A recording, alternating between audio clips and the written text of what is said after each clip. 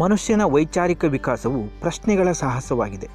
ಭಾಷೆಯನ್ನು ಬಳಸುವ ಮುಂಚೆಯೇ ಮನುಷ್ಯ ಪ್ರಶ್ನಿಸುವುದನ್ನು ಕಲಿತ, ಬೆರಗಾಗುವುದನ್ನು ಕಲಿತ, ಕುತೂಹಲವನ್ನು ಕಣ್ರೆಪ್ಪೆಗಳಲ್ಲಿ ಅಡಗಿಸಿಟ್ಟುಕೊಂಡು ಜಗತ್ತನ್ನು ಶೋಧಿಸತೊಡಗಿದ. ಕಲಿಕೆಯ ಕೀಲಿಕೈಯಂತಿರುವ ಪ್ರಶ್ನೆಗಳ ಮೂಲಕವೇ ಮಕ್ಕಳು ತಮ್ಮ ಬಹುಪಾಲು ಅನುಭವಗಳಿಗೆ ಅರ್ಥವನ್ನು ಆರೋಪಿಸುತ್ತಾರೆ.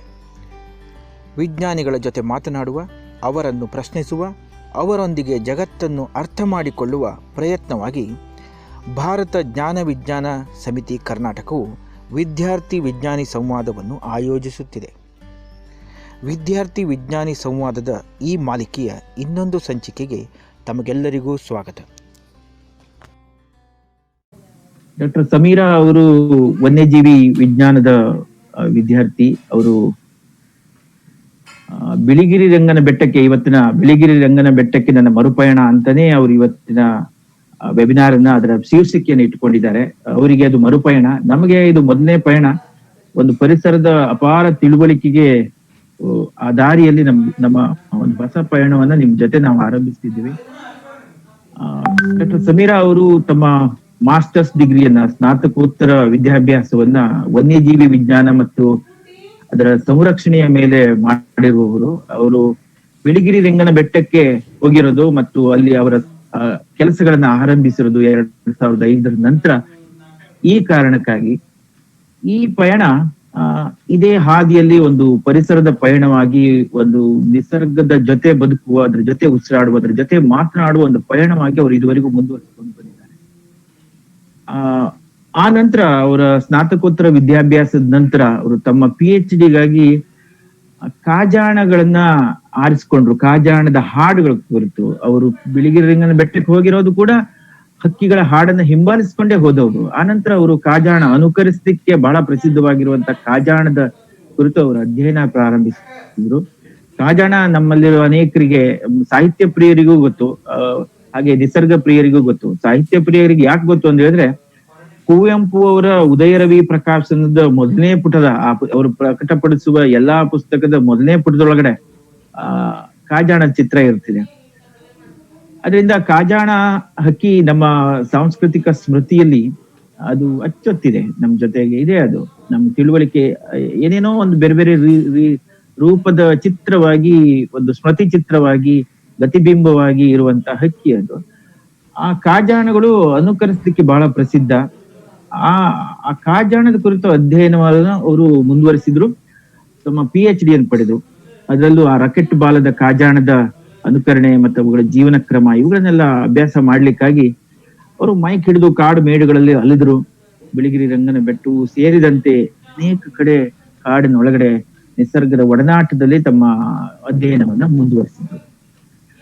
ಈ PhD ನಂತರ ಕೂಡ ಅವರ ಪೋಸ್ಟ್ ಡಾಕ್ಟರಲ್ ಅಧ್ಯಯನ ಕೂಡ ಹಕ್ಕಿಗಳ ಮೇಲೆಯೇ ನಡೀತು. ಹಕ್ಕಿಗಳ ಹಾಡು, ಹಕ್ಕಿಗಳ ಭಾಷೆ ಇವುಗಳ ಕುರಿತಾದಂತಹ ಪಾರಂಪರಿಕ ತಿಳುವಳಿಕೆ ಇದೆ. ಅದರಲ್ಲೂ ನಮ್ಮ ಬುಡಕಟ್ಟು ವಾಸಿಗಳಿಗೆ ಅವರು ನಿಸರ್ಗದ ತೀರ ಹತ್ತಿರ, ತೀರ ಜೊತೆಯಾಗಿ ಬದುಕುವವರು. ಅವರಿಗಿರುವಂತಹ ಒಂದು ಪಾರಂಪರಿಕ ತಿಳುವಳಿಕೆ, ಅವರ ಸಾಂಸ್ಕೃತಿಕ ಸ್ಮೃತಿಯಲ್ಲಿ ಅಚ್ಚೊತ್ತಿದಂತಹ ತಿಳುವಳಿಕೆ ಮತ್ತು ಒಂದ್ ತಲೆಮಾರಿನಿಂದ ಇನ್ನೊಂದು ತಲೆಮಾರಿಗೆ ಅವರು ಕಾಪಿಟ್ಟುಕೊಂಡು ಬಂದಂತಹ ಒಂದು ಮೌಖಿಕ ಇತಿಹಾಸ, ಇವುಗಳನ್ನ ಜೋಡಿಸ್ಕೊಳ್ತಾ, ಇವುಗಳನ್ನ ಮರುಕಟ್ಟುಕೊಳ್ತಾ, ಇದೊಂದು ದೊಡ್ಡ ಸಂಕಥನವಾಗಿ ಮರುಕಟ್ಟುಕೊಳ್ಳುತ್ತಾ ಜೀವ ವಿಜ್ಞಾನವನ್ನ ಕಟ್ಟುವ ಬಗೆ ಇದೆಯಲ್ಲ, ಇದನ್ನು ಕೇಳುವಾಗಲೇ ಬಹಳ ಆಸಕ್ತಿದಾಯಕ.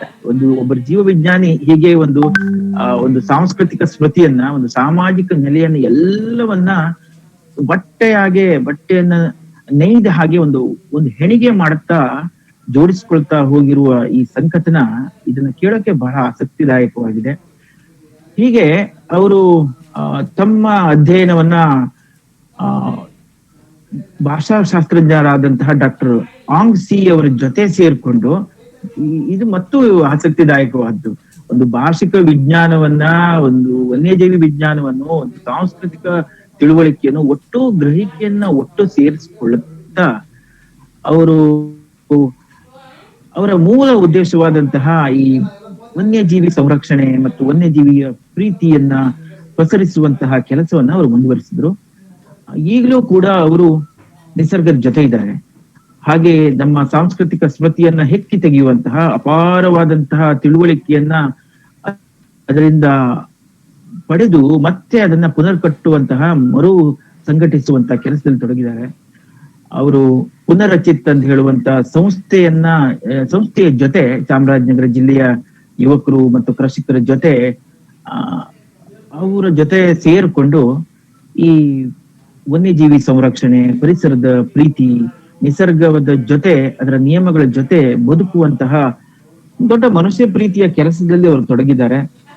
ಅವರು ಬಿಳಿಗಿರಿ ರಂಗನ ಬೆಟ್ಟಕ್ಕೆ ತನ್ನ ಮರುಪಯಣ ಅಂತ ನಮ್ಮನ್ನ ಇಲ್ಲಿ ಕರ್ಕೊಂಡು ಬಂದಿದ್ದಾರೆ. ನಮಗಿದು ಖಂಡಿತವಾಗಿಯೂ ಬಹಳ ಕುತೂಹಲಕರವಾದಂತಹ ನಿಸರ್ಗದ ಕಡೆಯ ಒಂದು ಪಯಣ.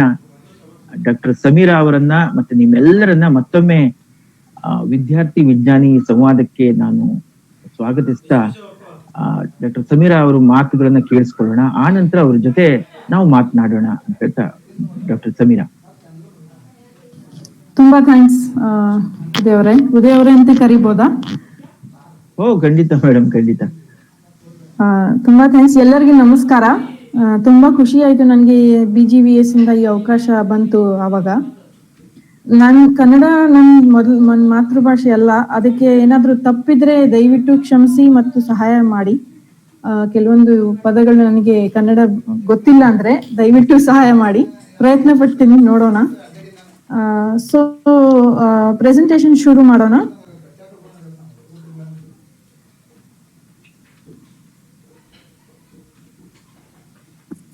ಹೌದು.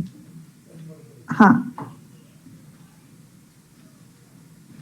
ನಂದು ಸ್ಕ್ರೀನ್ ನಿಮ್ಗೆ ಕಾಣಿಸುತ್ತಾ? ಕಾಣಿಸ್ತಿದೆ ಮೇಡಮ್, ಕಾಣಿಸ್ತಿದೆ. ನಾನು ಒಂದ್ ನಿಮಿಷ ವಿಡಿಯೋ ಆಫ್ ಮಾಡ್ಬಿಡ್ತೀನಿ. ಅಲ್ಲ, ನೀವು ಪ್ರೆಸೆಂಟೇಶನ್ ಆರಂಭಿಸಿದ್ರೆ ಅದೇ ಬರುತ್ತಲ್ಲ, ಪ್ರೆಸೆಂಟೇಶನ್ ಬರುತ್ತೆ. ನಂದು ವಿಡಿಯೋ ಕಾಣಿಸಲ್ಲ ಅವಾಗ? ಇಲ್ಲ ಮೇಡಮ್. Okay, right. ಸೊ ಶುರು ಮಾಡೋಣ. ನನ್ನ ಜೊತೆ ಇವತ್ತು ಬನ್ನಿ ನೀವು ಎಲ್ಲರೂ ಬಿಳಿಗಿರಿ ರಂಗನ ಬೆಟ್ಟಕ್ಕೆ. ನಾನು 15 ವರ್ಷದ ಅನುಭವ ನಿಮ್ ಜೊತೆ ಹಂಚ್ಕೊಳಕ್ಕೆ ಇಷ್ಟಪಡ್ತೀನಿ. ಸೊ ನಿಮ್ಗೆ ಖುಷಿ ಆಗ್ಬೋದು ಅಂತ ಆಸೆ ಪಡ್ತೀನಿ. ಶುರು ಮಾಡೋಣ. ಸ್ವಲ್ಪ ಫಸ್ಟ್ ನಾನು ಬಿಳಿಗಿರಿ ರಂಗನ ಬೆಟ್ಟ ಕಾಡು ಬಗ್ಗೆ, ಸ್ವಲ್ಪ ಇತಿಹಾಸ ಬಗ್ಗೆ ಸ್ವಲ್ಪ ಹೇಳ್ತೀನಿ. ಈ ಪ್ರೆಸೆಂಟೇಶನ್ ಮಾಮೂಲಿ ಪ್ರೆಸೆಂಟೇಶನ್ ತರ ಇಲ್ಲ, ಸ್ವಲ್ಪ ವ್ಯತ್ಯಾಸ ಇದೆ. ಜಾಸ್ತಿ ತಾಳ್ಮೆ ಬೇಕು ಕೇಳಲಿಕ್ಕೆ. ಸೊ ದಯವಿಟ್ಟು ತಾಳ್ಮೆಯಿಂದ ಕೇಳ್ಕೊಳ್ಳಿ. ಶುರು ಮಾಡೋಣ.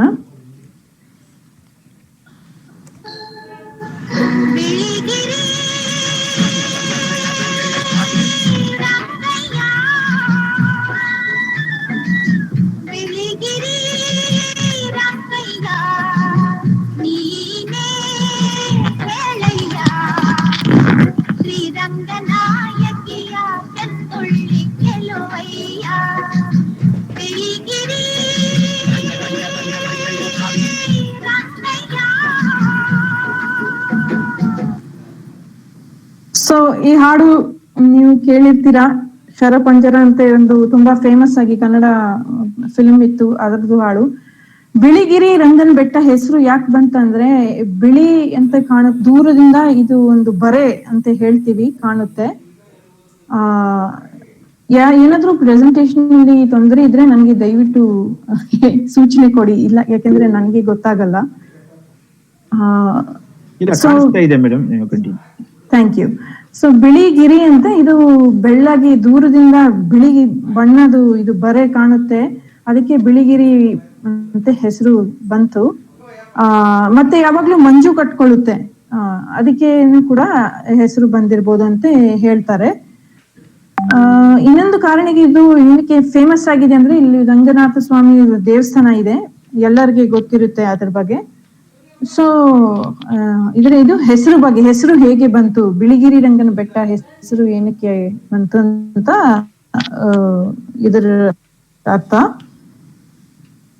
ಸೊ ಈ ಕಾಡಿನಲ್ಲಿ ಒಂದು 700 ಮೀಟರ್ ಇಂದ 1600 ಮೀಟರ್ ಎತ್ತರವಾಗಿ ಬೆಟ್ಟಗಳು ಸಿಗ್ತವೆ.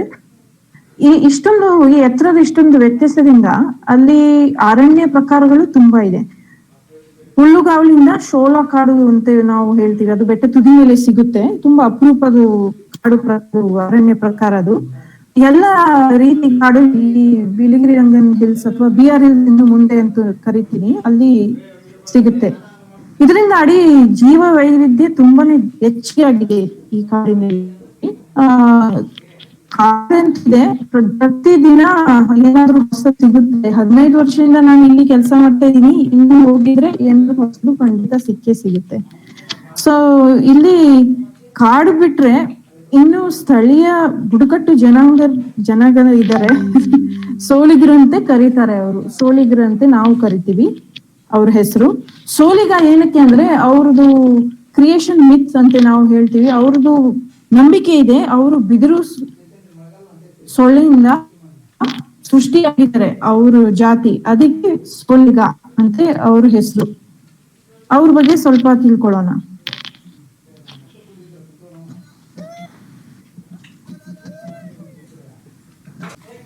ಸೊ ಇದು ಅವ್ರದ್ದೊಂದು ಹಾಡು, ಹಬ್ಬದ ಹಾಡು ನಾವು ಚಿಕ್ಕದಾಗಿ ಕೇಳಿದೀವಿ. ಅವರು ಮೊದ್ಲು ಬೇಟೆ ಆಡ್ತಿದ್ರು, ಮತ್ತೆ ಜಮೀನ್ ಮಾಡ್ತಿದ್ರು.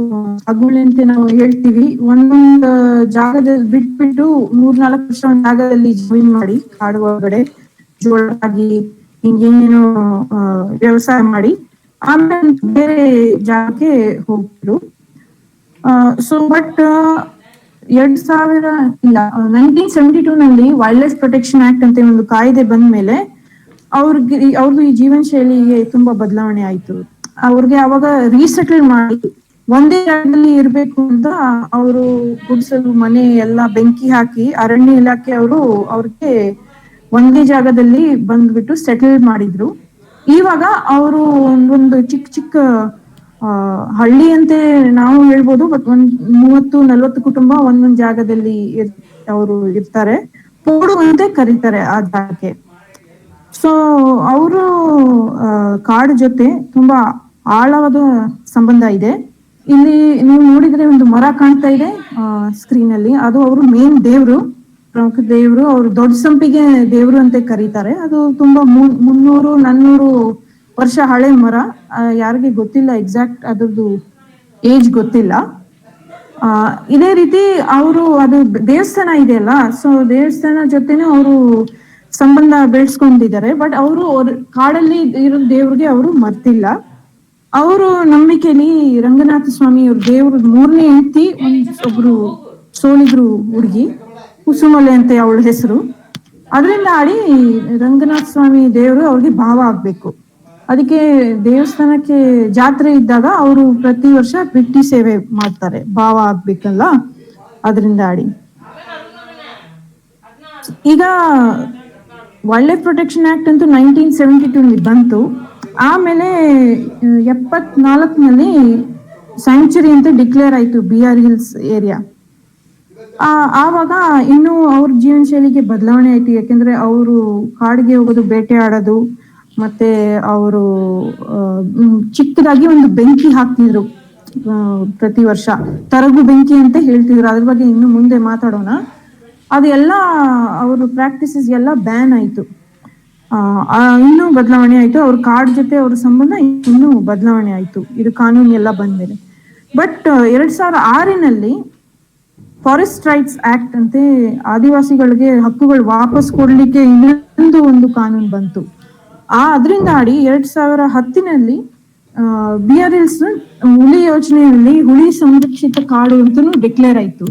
ಸೊ 2010ನಲ್ಲಿ BR ಹಿಲ್ಸ್ ಮೊದಲನೇ ಟೈಗರ್ ರಿಸರ್ವ್ ಆಯ್ತು. ಅದ್ರ ಒಳಗಡೆ ಇನ್ನೂ ಆದಿವಾಸಿಗಳು ವಾಸ ಮಾಡ್ತಾ ಇದ್ದಾರೆ ಅಂತ ಯಾವ್ದು ಟೈಗರ್ ರಿಸರ್ವ್ ನಮ್ಮ ದೇಶದಲ್ಲಿ ಇರ್ಲಿಲ್ಲ ಆವಾಗ.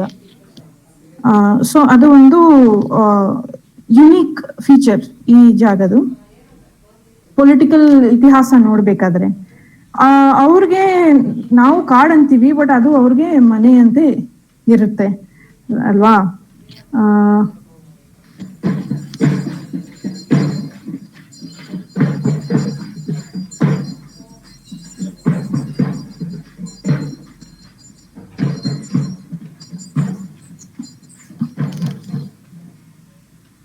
ಸೊ ಅವ್ರದ್ದು ಮೇನ್ ಹಬ್ಬಗಳು ಏನಂದ್ರೆ ರೊಟ್ಟಿ ಹಬ್ಬ ಅಂತ ಅವ್ರು ಮಾಡ್ತಾರೆ. ಅದರಲ್ಲಿ ರಾಗಿ ರೊಟ್ಟಿ ಮತ್ತೆ ಕೊಂಡೋತ್ಸವ ಅಂತ ನಡೆಯುತ್ತೆ ಅಲ್ಲಿ. ಕೊಂಡ ಮಾಡ್ಕೊಂಡು ತುಂಬಾ ದೊಡ್ಡದಾಗಿ ಫೆಸ್ಟಿವಲ್ ಇರುತ್ತೆ. ಎಲ್ಲರೂ ಬಂದು ಊಟ ಮಾಡ್ತಾರೆ, ದೂರದಿಂದ ಬಂದ ಊಟ ಮಾಡ್ತಾರೆ. ಮತ್ತೆ ಮುಖ್ಯವಾಗಿ ಏನಂದ್ರೆ ಈ ಹಬ್ಬಗಳಲ್ಲಿ ಅವ್ರದ್ದು ಟ್ರೆಡಿಷನಲ್ ಆಗಿ ಅವ್ರದ್ದು ಮದುವೆದು ರೀತಿಗಳು ನೋಡ್ಬೋದಾಗಿತ್ತು. ಅಂದ್ರೆ ಅವರು ಸಂಪ್ರದಾಯದಲ್ಲಿ ಮದುವೆ ಹೇಗೆ ಮಾಡ್ತಾರೆ ಅಂದ್ರೆ ಓಡೋಗ್ತಾರೆ. ಒಂದು ಹುಡುಗಿಗೆ ಇಷ್ಟಪಟ್ಟಿದ್ರೆ ಅವ್ರು ಕಾಡಿಗೆ ಓಡೋಗ್ತಾರೆ 2-3 ದಿನಕ್ಕೆ. ಆಮೇಲೆ ಅವ್ರು ವಾಪಸ್ ಬಂದಾಗ ಅವ್ರ ಮದುವೆ ಆಯ್ತು, ಅಷ್ಟೇ. ಸೊ ಇನ್ನು ಅದೇ ತರ ನಡೀತಾ ಇದೆ. ಬಟ್ ಅದು ಎಲ್ಲ ಹುಡುಗರು ಮತ್ತೆ ಹುಡುಗರು ಇಷ್ಟಪಡೋದು ಇದು ಹಬ್ಬ ಟೈಮಲ್ಲಿನೇ ಜಾಸ್ತಿ. ಎಲ್ಲರೂ ಬರ್ತಿದ್ರಲ್ಲ ದೂರದಿಂದ, ಆವಾಗ ಒಂದು ಹುಡುಗ ಇಷ್ಟಪಟ್ಟಿದ್ರೆ ಕಲ್ಲು ಎಸ್ಕೊಂಡು ಏನು ಸನ್ನೆ ಕೊಡೋದು, ಆ ತರ ಎಲ್ಲ ನಡೀತಾ ಇತ್ತು, ಇನ್ನೂ ನಡೆಯುತ್ತೆ. ಬಟ್ ಬದಲಾವಣೆ ಆಗ್ತಾ ಇದೆ. ಕೆಲವರು ಚಪ್ರ ಕಟ್ಕೊಂಡು ಮಾಮೂಲಿಯಾಗಿ ನಮ್ಮ ತರಾನು ಮದುವೆ ಮಾಡ್ತಾರೆ ಈಗ. ಬಟ್ ಅದರಿಂದ ತುಂಬಾ ಸಾಲ ಆಗುತ್ತೆ. ಅವರು ಟ್ರೆಡಿಷನಲ್ ಮದುವೆ ಅಂದ್ರೆ ಏನು ದುಡ್ಡು ಬೇಕಾಗಿರ್ಲಿಲ್ಲ. ಸೊ ಇವರು ಇಲ್ಲಿ ಮೂಲ ನಿವಾಸಿಗಳು. ಬಟ್ ಈ ಬಿಳಿಗಿರಿ ರಂಗನ ಬೆಟ್ಟದಲ್ಲಿ ಇನ್ನೊಂದು ಸಮುದಾಯ ತುಂಬಾ ಪ್ರಭಾವ ಇತ್ತು. ಇದು ಒಂದು ಏಟ್ರಿ ಸಂಸ್ಥೆ ಅಂತೆ. ಇದು ಒಂದು ಉದಾಹರಣೆ ಹೇಗೆ ಆಳವಾದ ಸಂಬಂಧಗಳು ಸೋಲಿಗಿರುವುದಂದ್ರೆ ಇದು ಒಂದು ಉದಾಹರಣೆ. ಇದು ಮ್ಯಾಪ್ ಇದೆ, BRL's ಮ್ಯಾಪ್ ಇದೆ ಇದು. ಇದರಲ್ಲಿ ಬೇರೆ ಬೇರೆ ಬಣ್ಣ ಅಂದ್ರೆ ಒಂದೊಂದು ಕುಲ, ಅವರು ಜಾತಿ, ಅವರು ಸಂಪ್ರದಾಯ ಒಂದು 5 ಕುಲ ಅಂತೆ ಅವರು ಒಳಗಡೆ ಇದಾವೆ. ಸೊ ಈ ಒಂದೊಂದು ಕುಲದ ಒಂದೊಂದು ಬಣ್ಣ. ಮತ್ತೆ ನಾವು ಚುಕ್ಕಿ ನೋಡ್ತೀವಿ ಮ್ಯಾಪ್ಸ್ ನಲ್ಲಿ, ಅದೆಲ್ಲ ಅವ್ರು ಸೇಕ್ರೆಡ್ ಸೈಟ್ಸ್, ದೇವರ ಜಾಗ. ಅದು ಹಬ್ಬಿ ಇರ್ಲಿ, ಒಂದು ಕಲ್ಲು ಇರ್ಲಿ, ಮತ್ತೆ ಅವರು ಸಮುದಾಯದಲ್ಲಿ ಯಾರಾದ್ರೂ ತೀರ್ಕೊಂಡ್ರೆ ಅವ್ರಿಗೆ ದಫನ ಮಾಡ್ತಾರೆ. ಆ ಜಾಗಕ್ಕೆ ಸಗ್ಗ ಅಂತ ಹೇಳ್ತಾರೆ, ಸಮಾಧಿ ನಾವು ಅಂತೀವಿ ಸಗ್ಗ. ಅಲ್ಲಿಂದ ಆಮೇಲೆ ಅವು ಆತ್ಮೆ ರೂಪದಲ್ಲಿ ಒಂದು ಕಲ್ಲು ತಗೊಂಡು ಇನ್ನೊಂದು ಜಾಗಕ್ಕೆ, ಕಲ್ಲು ಗುಡಿ ಅಂತ ಜಾಗ ಇರುತ್ತೆ, ಇನ್ನೊಂದು ಜಾಗಕ್ಕೆ ಒಂದು ಕಲ್ಲು ಮಡಗಿರ್ತಾರೆ. ಸೊ ಇದೆಲ್ಲ ತುಂಬಾ ಮುಖ್ಯವಾಗಿ ಸ್ಥಳಗಳು ಇವರು ಸಮುದಾಯಕ್ಕೆ ಕಾಡಲ್ಲಿ ಒಳಗಡೆ. ಈ ತರ ಸಂಬಂಧಗಳು ಕೂಡ ಇದಾವೆ. ಇವಾಗ ಅವ್ರಿಗೆ ಎತ್ತಂಗಡಿ ಮಾಡಿದ್ರೆ ಅವರು ಸಮುದಾಯದಲ್ಲಿ ತೀರ್ಕೊಂಡಿರೋರಿಗೆ ಕಲ್ಲು ಗುಡಿ, ಸಗ್ಗ ಎಲ್ಲ ಹಾಳಾಗುತ್ತೆ. ಸೊ ಅವಾಗ ಅವ್ರ ನಂಬಿಕೆಯಲ್ಲಿ ಅವ್ರ ಆತ್ಮೆ ಎಲ್ಲ ತಿರ್ಗಾಡ್ತಾ ಇರುತ್ತೆ, ಅದಕ್ಕೆ ಶಾಂತಿ ಸಿಗಲ್ಲ. ಸೊ ಇದು ಒಂದು ಉದಾಹರಣೆ ಇತ್ತು. ನಾನು ಹೇಳ್ತಾ ಇದ್ದೆ ಇನ್ನೊಂದು ಸಮುದಾಯ, ಅದು ತುಂಬಾ ಪ್ರಮುಖವಾಗಿ ಪ್ರಭಾವ ಇದೆ ಈ BRL's ನಲ್ಲಿ. ಬ್ರಿಟಿಷ್ನವರು ಇತ್ತು ನಮ್ಮ ದೇಶದವರು. 200 ವರ್ಷ ಇದ್ರು ನಮ್ಮ ದೇಶದಲ್ಲಿ. ಆವಾಗ ಅವರು BRL's ಅಲ್ಲಿ ಕೂಡ ಬಂದಿದ್ರು. ಒಂದೇ ಕುಟುಂಬದ ಜಾಸ್ತಿ ಪ್ರಭಾವ ಇತ್ತು BRL's ನಲ್ಲಿ, ಮಾರಿಸ್ ಅಂತ ಅವ್ರ ಹೆಸರು. ಬಾಕಿ ಬ್ರಿಟಿಷ್ನವ್ರಿಗಿಂತ ಅವ್ರು ಸ್ವಲ್ಪ ವ್ಯತ್ಯಾಸ ಅಂತ ಹೇಳ್ಬೋದು. ಯಾಕೆಂದ್ರೆ ಅವರು ಸೋಲಿಗರು ಮಕ್ಕಳು ಜೊತೆನೆ ಬೆಳೆದಿದ್ದಾರೆ, ಆಟ ಆಡ್ತಿದ್ರು. ಇನ್ಫ್ಯಾಕ್ಟ್ ಅವ್ರ ಮಗಳು ಇನ್ನೂ ಜೀವ ಇದ್ದಾರೆ, ಸ್ಕಾಟ್ಲೆಂಡ್ ಅಂತ ಜಾಗದಲ್ಲಿ. ಅವರು ಮಾನಿಕಾ ಜಾಕ್ಸನ್ ಅಂತ, ಅವರು ಒಂದು ಪುಸ್ತಕ ಬರ್ದಿದ್ರು, ಗೋಯಿಂಗ್ ಬ್ಯಾಕ್ ಅಂತ. ಅವರು ವಾಪಸ್ ಬೆಟ್ಟಕ್ಕೆ ಬಂದ್ಮೇಲೆ, ಅವರು ಎಲ್ಲ ಬದಲಾವಣೆ ಆದ್ಮೇಲೆ ಅವರು ಬಂದ್ಮೇಲೆ ಗೋಯಿಂಗ್ ಬ್ಯಾಕ್ ಅಂತ ಒಂದು ಪುಸ್ತಕ ಬರ್ದಿದ್ರು. ಸೊ ಬ್ರಿಟಿಷ್ನವ್ರು ಕೂಡ ಸಮಾಧಿಗಳಲ್ಲಿ ಕಾಡಲ್ಲಿ ಒಳಗಡೆ ಇನ್ನು ಸಿಗುತ್ತೆ. ಅವರು ಕಾಫಿ ಎಸ್ಟೇಟ್ ಮಾಡಿದ್ರು. ಆ ಕಾಫಿ ಎಸ್ಟೇಟ್ ಇನ್ನೂ ಇದಾವೆ ಅಲ್ಲಿ BRL's ಒಳಗಡೆ. ಸೊ ಅದಕ್ಕೋಸ್ಕರ ಅವರು ಬಂದಿದ್ರು, ಕಾಫಿ ತೋಟ ಅಂತ ನಾವು ಹೇಳ್ತೀವಲ್ಲ.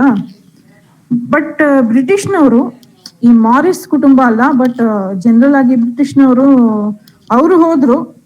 ಬಟ್ ಅವರು ಏನೇನೋ ಬಿಟ್ಟು ಹೋಗಿದ್ದಾರೆ ನಮ್ಮ ದೇಶದಲ್ಲಿ. ಕಾಡು ಒಳಗಡೆ ಒಂದು ಗಿಡ ಬಿಟ್ಟೋದ್ರು ಅವರು. ಗಾರ್ಡನ್ ಅಲ್ಲಿ ಚೆನ್ನಾಗಿ ಕಾಣುತ್ತೆ ಅಂತ ಕೆಲವೊಂದು ಬೇರೆ ದೇಶದ ಜಾತಿಗಳು ಬಂದು ಬಿಟ್ಟೋದ್ರು. ಇದೇ ತರ ಒಂದು ಜಾತಿ, ಇದು ಲಂಟನ ಕ್ಯಾಮರಾ ಅಂತ ನಾವು ಅಂತೀವಿ. ಇದು ನಿಮ್ಗೆ ಹೂವ ಎಲ್ಲ ಎಷ್ಟು ಚೆನ್ನಾಗಿ ಕಾಣುತ್ತೆ ಅಂತ ನಾವು ತಿಳ್ಕೊಳ್ತೀವಿ ಅಲ್ಲ. ಬಟ್ ಆಕ್ಚುಲಿ ಇದು ತುಂಬಾ ಆಕ್ರಮಣಕಾರಿ ಗಿಡ. ಇದು ತುಂಬಾ ತೊಂದರೆ ಕೊಡುತ್ತೆ. ಕಾಡಲ್ಲಿ ನೇಟಿವ್ ಆಗಿ ಇರೋದು ಗಿಡಗಳೆಲ್ಲ ಸತ್ತೋಗುತ್ತೆ, ಅದ್ರ ಅಡಿಲಿ ಏನು ಬೆಳೆಯಲ್ಲ. ಸೊ ಇವಾಗ ಇದು ಬರ್ತಾ ನಮ್ಮ ದೇಶದ ಕಾಡಲ್ಲಿ ಎಲ್ಲ ಕಡೆ ಹಬ್ಕೊಂಡು ನೇಟಿವ್ ವೈವಿಧ್ಯತೆ ತುಂಬಾ ಹಾಳಾಗಿದೆ, ಅಳಿದೋಗಿದೆ. ಇದ್ರ ಬಗ್ಗೆ ಇನ್ನು ಮುಂದೆ ಕೇಳೋಣ. ಸೊ ಈ ತರ ಆಕ್ರಮಣಕಾರಿ ಜಾತಿಗಳು ಬಿಟ್ರು ಬ್ರಿಟಿಷ್ನವರು, ಬಟ್ ಅದ್ರ ಜೊತೆಲಿ ವಸಾಹತಶಾಹಿ ನೋಟನ ಬಿಟ್ಟು ಹೋದ್ರು. ಕೊಲೋನಿಯಲ್ ಪರ್ಸ್ಪೆಕ್ಟಿವ್ ಅಂತ ನಾವು ಹೇಳ್ತೀವಿ ಇಂಗ್ಲಿಷ್ ನಲ್ಲಿ. ಅದು ಒಂದು ದೃಷ್ಟಿಕೋನ, ಒಂದು ವರ್ತನೆ ಕಾಡ್ ಬಗ್ಗೆ, ಆದಿವಾಸಿಗಳ ಬಗ್ಗೆ ಅದು ಇನ್ನೂ ಇದೆ. ಅದು ಹೋದ್ರು, ಬಟ್ ನಮ್ಮ ಯೋಚನೆಯಲ್ಲಿ ಇನ್ನು ನಾವು ಅದು ಇಟ್ಕೊಂಡಿದೀವಿ. ಅದ್ರ ಬಗ್ಗೆ ಮುಂದೆ ಇನ್ನು ಸ್ವಲ್ಪ ಚರ್ಚೆ ಮಾಡೋಣ. ಸೊ ನಾನು ಫಸ್ಟ್ ಬಂದಿದ್ದೆ BRLsಗೆ 2004ನಲ್ಲಿ. ಅದು ಮೊದಲನೇ ಹೆಜ್ಜೆ. ಅವಾಗ ಇನ್ನು ಮಾಸ್ಟರ್ಸ್ ಕೂಡ ಸ್ಟಾರ್ಟ್ ಮಾಡಿಲ್ಲ ನಾನು.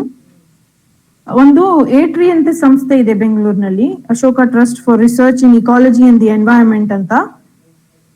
ಅವರು ಒಂದು ಕಾನ್ಸರ್ವೇಷನ್ ಬಯಾಲಜಿ ವರ್ಕ್ಶಾಪ್ ಅಂತ ಇಟ್ಕೊಂಡಿದ್ರು. ಅದಕ್ಕೆ ಸಿಲೆಕ್ಟ್ ಆಗಿದೆ ನಾನು. ಆವಾಗ ಅವರು ಫೀಲ್ಡ್ ವರ್ಕ್ಗೆ 2 ವಾರದ ವರ್ಕ್ಶಾಪ್ ಇತ್ತು. 1 ವಾರ ಪಾಠ ಇತ್ತು, ಆಮೇಲೆ 1 ವಾರ ಪ್ರಾಕ್ಟಿಕಲ್ಸ್ಗೆ BRLsಗೆ ಕರ್ಕೊಂಡು ಬಂದಿದ್ರು. ನಾನು ಹುಟ್ಟಿರೋದು ಬೆಳೆದಿರೋದು ವಡೋದರ, ಗುಜರಾತ್ ರಾಜ್ಯದಲ್ಲಿ. ಅಲ್ಲಿ ಈ ತರ ವಿಶಾಲವಾಗಿ ಕಾಡು, ಎವರ್ಗ್ರೀನ್ ಫಾರೆಸ್ಟ್, ಬೆಟ್ಟಗಳು ತುಂಬಾ ಕಡಿಮೆನೇ ಇರೋದು, ಹುಲ್ಲುಗಾವಲು ಜಾಸ್ತಿ ಇದೆ. ಸೊ ಇದು ನಂದು ಮೊದಲನೇ ಹೆಜ್ಜೆ. ರೈನ್ ಫಾರೆಸ್ಟ್ ಅಂತ ಮಳೆ ಕಾಡು ಅಂತೀವಿ, ಅದರಲ್ಲಿ ಮೊದಲನೇ ಹೆಜ್ಜೆ ಇತ್ತು. ನನಗೆ ತುಂಬಾ ಇಷ್ಟ ಆಯ್ತು. ಸೊ MScಗೆ ಪುನಃ ಬೆಂಗಳೂರಿಗೆ ಬಂದಾಗ ಯಾವುದೋ ಒಂದು ಪ್ರಾಜೆಕ್ಟ್ ಮಾಡ್ಬೇಕಿತ್ತಲ್ಲ, ಆವಾಗ ಅವರು ಎಲ್ಲರೂ ನಾವು ಡಿಸೈಡ್ ಮಾಡ್ತಾ ಇದೀವಿ ಏನ್ ಪ್ರಾಜೆಕ್ಟ್, ಎಲ್ಲಿ ಪ್ರಾಜೆಕ್ಟ್ ಅಂತ. ಮೊದಲು ನಾನು ಊರ ಹತ್ರ ಗುಜರಾತ್ನಲ್ಲಿನೇ ಪಕ್ಷಿಗಳ ಬಗ್ಗೆ ಏನೋ ಸಂಶೋಧನೆ ಮಾಡೋಣ ಅಂತ ಇಷ್ಟಪಟ್ಟಿದೆ. ಬಟ್ ನಮ್ಮ ಸೂಪರ್ವೈಸರ್ಸ್ಗೆ ಹೇಳಿದಾಗ ಇಲ್ಲ ಗುಜರಾತ್ ಅಂತ ತುಂಬಾ ದೂರ ಆಗುತ್ತೆ ಬೆಂಗಳೂರಿಂದ, ಇಲ್ಲಿ ಹತ್ರದಲ್ಲಿ ಯಾವ್ದಾದ್ರು ಜಾಗ ಆಯ್ಕೆ ಮಾಡುವಂತೆ ಹೇಳಿದಾಗ ನನ್ BRLs ನೆನ್ಪಿತ್ತಲ್ಲ, ಜಸ್ಟ್ ಈಗ ವರ್ಕ್ಶಾಪ್ಗೆ ಹೋಗಿದೆ. ಸೊ ನಾನು ತಕ್ಷಣ BRLs ಅಲ್ಲಿ ಹೋಗ್ಬೋದಾ ಅಂತ ಹೇಳಿದಾಗ ಅವ್ರು ಒಪ್ಪಿದ್ರು. So that's how my first research project in BRLs ಅಂತ. ಆವಾಗ ನಾನು ಬೇರೆ ಬೇರೆ ಪಕ್ಷಿಗಳನ್ನ ಹಾಡನ್ನ ರೆಕಾರ್ಡ್ ಮಾಡಿ ಅದ್ರ ಬಗ್ಗೆ ರಿಸರ್ಚ್ ಮಾಡ್ತಾ ಇದೆ. ಸೊ ಇದು ಫೀಲ್ಡ್ ಸ್ಟೇಷನ್, ಏಟ್ರಿ ಸಂಸ್ಥೆದ ಫೀಲ್ಡ್ ಸ್ಟೇಷನ್ ಇತ್ತು. ಇವಾಗ ಅವ್ರು ಬೇರೆ ಬಿಲ್ಡಿಂಗ್ ಅಲ್ಲಿ ಇದ್ದಾರೆ. ಬಟ್ ಈ ಮನೆ ನಂದು ತುಂಬಾ ವರ್ಷದು, ಇದೇ ನಂದು ಮನೆ ಇತ್ತು ಈ ಜಾಗ. ಆಮೇಲೆ ಆವಾಗ ಫಸ್ಟ್ ನಂದು ಸಂಪರ್ಕ ಆಯ್ತು ಸೋಲಿಗ್ರ ಜೊತೆ. ಕಾಡಲ್ಲಿ ಹೋಗ್ಬೇಕಾದ್ರೆ ಅವರು ಒಟ್ಟಿಗೆನೆ ಹೋಗ್ಬೇಕು, ನಾವು ಒಬ್ಬರೇ ಓಡಾಡಕ್ ಆಗಲ್ಲ ಅಲ್ವಾ. ಸೊ ಯಾರಾದ್ರೂ ನಮ್ ಜೊತೆಲಿ ಬರ್ತಿದ್ರು. MSc ಟೈಮ್ ನಲ್ಲಿ MR ಮಾದೇಗೌಡರು ಇಲ್ಲಿ ಕಾಣ್ತಾ ಇದ್ದಾರೆ, ಅವರು ನನ್ನ ಜೊತೆಲಿ ಸಹಾಯಕ್ಕೆ ಬರ್ತಿದ್ರು ಕಾಡಿಗೆ. ಸೊ ನಾವು ಬೇರೆ ಬೇರೆ ಪಕ್ಷಿಗಳನ್ನ ರೆಕಾರ್ಡ್ ಮಾಡ್ತಾ ಇದೀವಿ ಅಲ್ಲ, ಮೈಕ್ರೋಫೋನ್ ಇಟ್ಕೊಂಡು. ಆವಾಗ ಒಂದಿನ ನಮಗೆ ಕಾಡಲ್ಲಿ ಇದು ಪಕ್ಷಿ ಕಾಣ್ತು. ಅವ್ರು ಹೇಳಿದ್ರಲ್ಲ ಉದಯ್ ಸರ್, ಕಾಜಣ್ಣ ಅಂತ.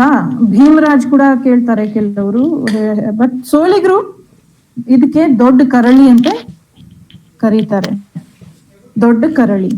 ಸೊ ಒಂದಿನ ನಾವು ಕಾಡಲ್ಲಿ ದಾರಿಲಿ ಹೋದಾಗ ನಮ್ಗೆ ಇದು ಸಿಕ್ತು. ಅದು ತುಂಬಾ ಬೇರೆ ಬೇರೆ ಪಕ್ಷಿ ತರ ಶಬ್ದ ಮಾಡ್ತಾ ಇತ್ತು. ಒಂದ್ಸಲ ಮರಕುಟುಕ, ಒಂದ್ಸಲ ಕಾಗೆ, ಒಂದ್ಸಲ ಹದ್ದು, ಬೇರೆ ಬೇರೆ ತರ ಶಬ್ದನ ಮಾಡ್ತಾ ಇತ್ತು. ನಾವು ಹೇಳ್ತೀವಲ್ಲ ಅನುಕರಿಸುತ್ತಿತ್ತು.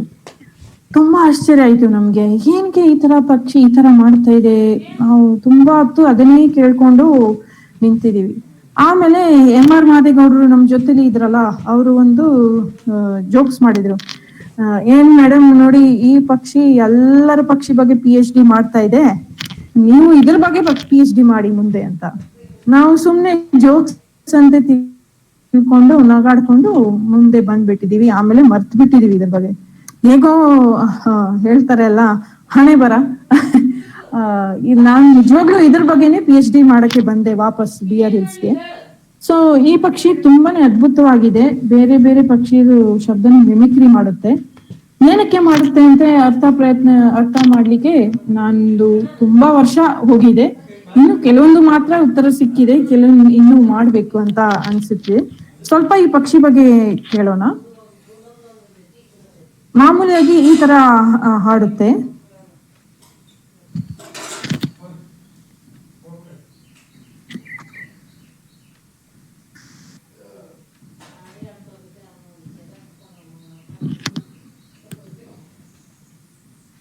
ಇವಾಗ ನೀವೇ ಹೇಳಿ ಯಾವ್ದು ಮಿಮಿಕ್ರಿ ಮಾಡ್ತಾ ಇದೆ ಅಂತ, ನೀವೇ ನೋಟ್ ಮಾಡ್ಕೊಂಡು ಆಮೇಲೆ ಬೇಕಾದ್ರೆ ಹೇಳಿ ನನಗೆ, ಆಯ್ತಾ? ಇದರಲ್ಲಿ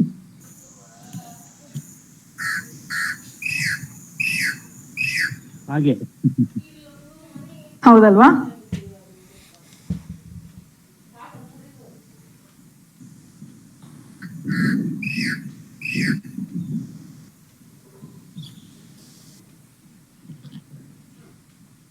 ಇನ್ನೊಂದು ಚಿಕ್ಕದು ವಿಡಿಯೋ ತೋರಿಸ್ತೀನಿ. ಯಾರು ಪಕ್ಷಿ ವೀಕ್ಷಕರು ಇದ್ರೆ ಅವ್ರಿಗೆ ಗೊತ್ತಾಗ್ಬೋದು ಯಾವ್ದು ಮಿಮಿಕ್ರಿ ಅಂತ.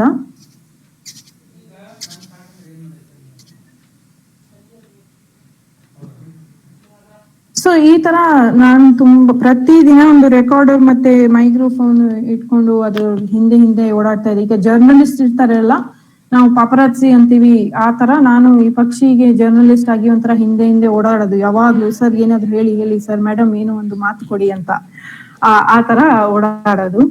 ಆ ಈ ಪಕ್ಷಿ ಬಗ್ಗೆ ಮಿಮಿಕ್ರಿ ಅಂತೂ ಮಾಡುತ್ತೆ. ಇನ್ನೊಂದು ಏನಂದ್ರೆ, ಇದು ಬೇರೆ ಪಕ್ಷಿಗಳ ಜೊತೆಲಿ ಒಂದು ಗುಂಪಾಗಿ ಕಾಡಿನಲ್ಲಿ ಊಟಕ್ಕೋಸ್ಕರ ಸೇರುತ್ತೆ. ಇದಕ್ಕೆ ನಾವು ಇಂಗ್ಲಿಷ್ ನಲ್ಲಿ ಮಿಕ್ಸ್ಡ್ ಹಂಟಿಂಗ್ ಪಾರ್ಟೀಸ್ ಅಥವಾ ಮಿಕ್ಸ್ಡ್ ಸ್ಪೀಶೀಸ್ ಫ್ಲಾಕ್ಸ್ ಅಂತೀವಿ. ಬೇರೆ ಬೇರೆ ಜಾತಿ ಪಕ್ಷಿಗಳು ಒಂದೇ ಜಾಗದಲ್ಲಿ ಸೇರ್ಕೊಂಡು, ಒಂದೇ ಜಾಗ ಅಂದ್ರೆ ಚಿಕ್ಕದಾಗಿ ಒಂದು ಜಾಗ ಅಲ್ಲ, ಒಂದು ಪ್ಯಾಚ್ ಅಂತೀವಿ ಕಾಡಿನಲ್ಲಿ, ಒಂದು ಪ್ಯಾಚ್ ಒಳಗಡೆ ಅದು ಒಟ್ಟಿಗೆ ಇರ್ತವೆ. ಆಮೇಲೆ ಹಂಗೆ ಕಾಡು ಒಳಗಡೆ ಒಟ್ಟಿಗೆನೆ ಹೋಗಿರ್ತದೆ ಒಂದ್ ಜಾಗದಿಂದ ಇನ್ನೊಂದ್ ಜಾಗ. ಇಂಥ ಫ್ಲಾಕ್ಸ್ ಒಳಗಡೆ ಈ ಕರಳಿ, ಈ ಕಾಜನ ಯಾವಾಗ್ಲೂ ಸಿಗುತ್ತೆ. ಸೊ ಯಾಕೆ ಅಂತ ತುಂಬಾ ಜನ ಯೋಚನೆ ಮಾಡಿದ್ದಾರೆ. ಬೇರೆ ಪಕ್ಷಿಗಳಿಗೆ ಏನಾದ್ರೂ ಸಹಾಯ ಸಿಗುತ್ತಾ, ಅಥವಾ ಇದಕ್ಕೆ ಬೇರೆ ಪಕ್ಷಿಯಿಂದ ಏನಾದ್ರೂ ಊಟಕ್ಕೆ ಸಹಾಯ ಸಿಗುತ್ತಾ, ಆ ತರ ತುಂಬಾ ಸಂಶೋಧನೆ ಮಾಡಿದ್ದಾರೆ. ಸೊ ಈ ಗ್ರೂಪ್ ಅಲ್ಲಿ ಊಟಕ್ಕೋಸ್ಕರ ಪಕ್ಷಿಗಳು ಇದರಿಂದ ಅವ್ರಿಗೆ ನಿಜವಾಗ್ಲೂ ಏನಾದ್ರೂ ಅಪಾಯ ಬಂದ್ರೆ, ಹದ್ದು ಅಥವಾ ಏನಾದ್ರೂ ಬೇರೆ ತರ ಅಪಾಯದ ಪ್ರಾಣಿ ಬಂದ್ರೆ ಬೇಗ ಗೊತ್ತಾಗುತ್ತೆ. ಯಾಕೆಂದ್ರೆ ಜಾಸ್ತಿ ಪಕ್ಷಿ ಒಂದೇ ಜಾಗದಲ್ಲಿ ಇದರಿಂದ ಕಣ್ಣುಗಳು ಜಾಸ್ತಿ ಇರ್ತಾವೆಲ್ಲ, ನೋಟಕ್ಕೆ ಏನಾದ್ರೂ ಅಪಾಯ ಇದ್ರೆ ತಕ್ಷಣ ಸಿಗ್ನಲ್ ಕೊಡುತ್ತೆ. ಮತ್ತೆ ಈ ಪಕ್ಷಿ ತುಂಬಾ ಇದಕ್ಕೆ ಭಯ ಇಲ್ಲ, ತುಂಬಾ ಬ್ರೇವ್ ಆಗಿದೆ. ಅದು ಏನಾದ್ರೂ ಹದ್ದು ಏನು ಬಂದ್ರೆ ತಕ್ಷಣ ಅಟ್ಯಾಕ್ ಮಾಡುತ್ತೆ. ಆದ್ರಿಂದ ಈ ಬೇರೆ ಪಕ್ಷಿಗಳು ಇದ್ರ ಜೊತೆಲಿ ಸೇರ್ಕೋಬಹುದು. ಬಟ್ ಇದಕ್ಕೆ ಏನ್ ಸಹಾಯ, ಏನ್ ಲಾಭ ಸಿಗುತ್ತೆ ಅಂದ್ರೆ, ಇದು ಮಿಮಿಕ್ರಿ ಮಾಡಿ ಬೇರೆ ಬೇರೆ ಪಕ್ಷಿ ಜೊತೆಲಿ ಇಟ್ಕೊಂಡು ಆಹಾರ ತಿಂತಾನೆ ಇರುತ್ತೆ. ಈಗ ಉದಾಹರಣೆಗೆ ತುಂಬಾ ಪಕ್ಷಿಗಳು ಈಗ ಇದು ತಗರು ಅಂತೀವಿ, ಅದು ಎತ್ಕೊಂಡು ಅದ್ರ ಒಳಗಡೆ ಹುಳ ಹುಡುಕ್ತವೆ. ಆ ಹುಳ ಡಿಸ್ಟರ್ಬ್ ಆಗುತ್ತೆ ಅಲ್ವಾ, ಅದು ಆವಾಗ ಇದು ಆರಾಮಾಗಿ ತಿನ್ಕೊಳ್ಳುತ್ತೆ. ಸೊ ನಮ್ಮ ಈ ಜೊತೆಲಿ ಸೋಲಿಗರು ಇರ್ತಿದ್ರಲ್ಲ, ಅವರು ಹೇಳೋ ಪ್ರಕಾರ ಇದು ತುಂಬಾ ಸೋಂಬೇರಿ ಹಕ್ಕಿ, ಊಟ ಹುಡ್ಕದೇ ಇಲ್ಲ. ಅದು ಯಾವ್ದು ಬೇರೆ ಹಕ್ಕಿದು ಕೆಲ್ಸದಲ್ಲಿ ಇದು ಆರಾಮಾಗಿ ಊಟ ಮಾಡುತ್ತೆ. ಇನ್ನು ಸೋಲಿಗರದಲ್ಲಿ ಒಂದು ನಂಬಿಕೆ ಏನಿದೆ ಅಂದ್ರೆ, ಅವರು ಸಮುದಾಯದಲ್ಲಿ ಲೀಡರ್ಸ್ ಬೇರೆ ತರ ಇರ್ತಾರೆ. ಒಬ್ಬ ಕೋಲುಕಾರ, ಯಜಮಾನ, ಛಲವಾದಿ, ಆ ತರ ಅವರು ಸಮುದಾಯದಲ್ಲಿ 4-5 ಲೀಡರ್ಸ್ ರೂಪದಲ್ಲಿ ಜನ ಇರ್ತಾರೆ. ಇದೇ ರೀತಿ ಪಕ್ಷಿ ಸಮಾಜದಲ್ಲಿ ಅವ್ರ ಪ್ರಕಾರ ಕರಳಿ ಹಕ್ಕಿ ಕೋಲುಕಾರ ಇದೆ. ಕೋಲುಕಾರ ಅಂದ್ರೆ ಒಂಥರ ಪೊಲೀಸ್ ಮೆನ್ ತರ ಅಂತ ನಾವು ತಿಳ್ಕೊಬಹುದು. ಮತ್ತೆ ಇದು ಎಲ್ಲಾ ಪಕ್ಷಿಗಳಿಗೆ ಸೆಕ್ಯೂರಿಟಿ ಕೊಡುತ್ತೆ, ಕಾವಲ್ ಕೊಡುತ್ತೆ. ಬಟ್ ಅದಕ್ಕೆ ಬದಲೇ ಒಂದೊಂದು ಪುಕ್ಕದು ಲಂಚ ತಗೊಳುತ್ತೆ ಅಂತ ಹೇಳ್ತಾರೆ ಅವರು ಸೋಲಿಗರು. ಸೊ ಇದು ಅವ್ರದ್ದು ಅಬ್ಸರ್ವೇಷನ್. ಈ ಮಿಕ್ಸ್ ಸ್ಪೀಶೀಸ್ ಫ್ಲಾಕ್ಸ್ ಅಲ್ಲಿ ಹೇಗೆ ಇರುತ್ತೆ, ಹೇಗೆ ಯಾವ ತರ ಸಂಪರ್ಕದಲ್ಲಿ ಇರುತ್ತೆ, ಯಾವ ತರ ಇಂಟರಾಕ್ಷನ್ಸ್ ಇರುತ್ತೆ ಈ ಪಕ್ಷಿದು, ಅದರದ್ದು ಅಬ್ಸರ್ವೇಷನ್ ಮೇಲೆ ಇದು ಅವರು ಹೇಳ್ತಾರೆ. ಸೊ ಈಗ ಮಿಮಿಕ್ರಿ ಏನಕ್ಕೆ ಬೇರೆ ಬೇರೆ ಪಕ್ಷಿದು ಇದು ಮಾಡೋದಂತ ಇನ್ನು ಮುಂದೆ ಒಂದು ವಿಡಿಯೋದಲ್ಲಿ ಏನೋ ಉತ್ತರ ಸಿಕ್ಬಹುದು, ನಾವು ನೋಡೋಣ.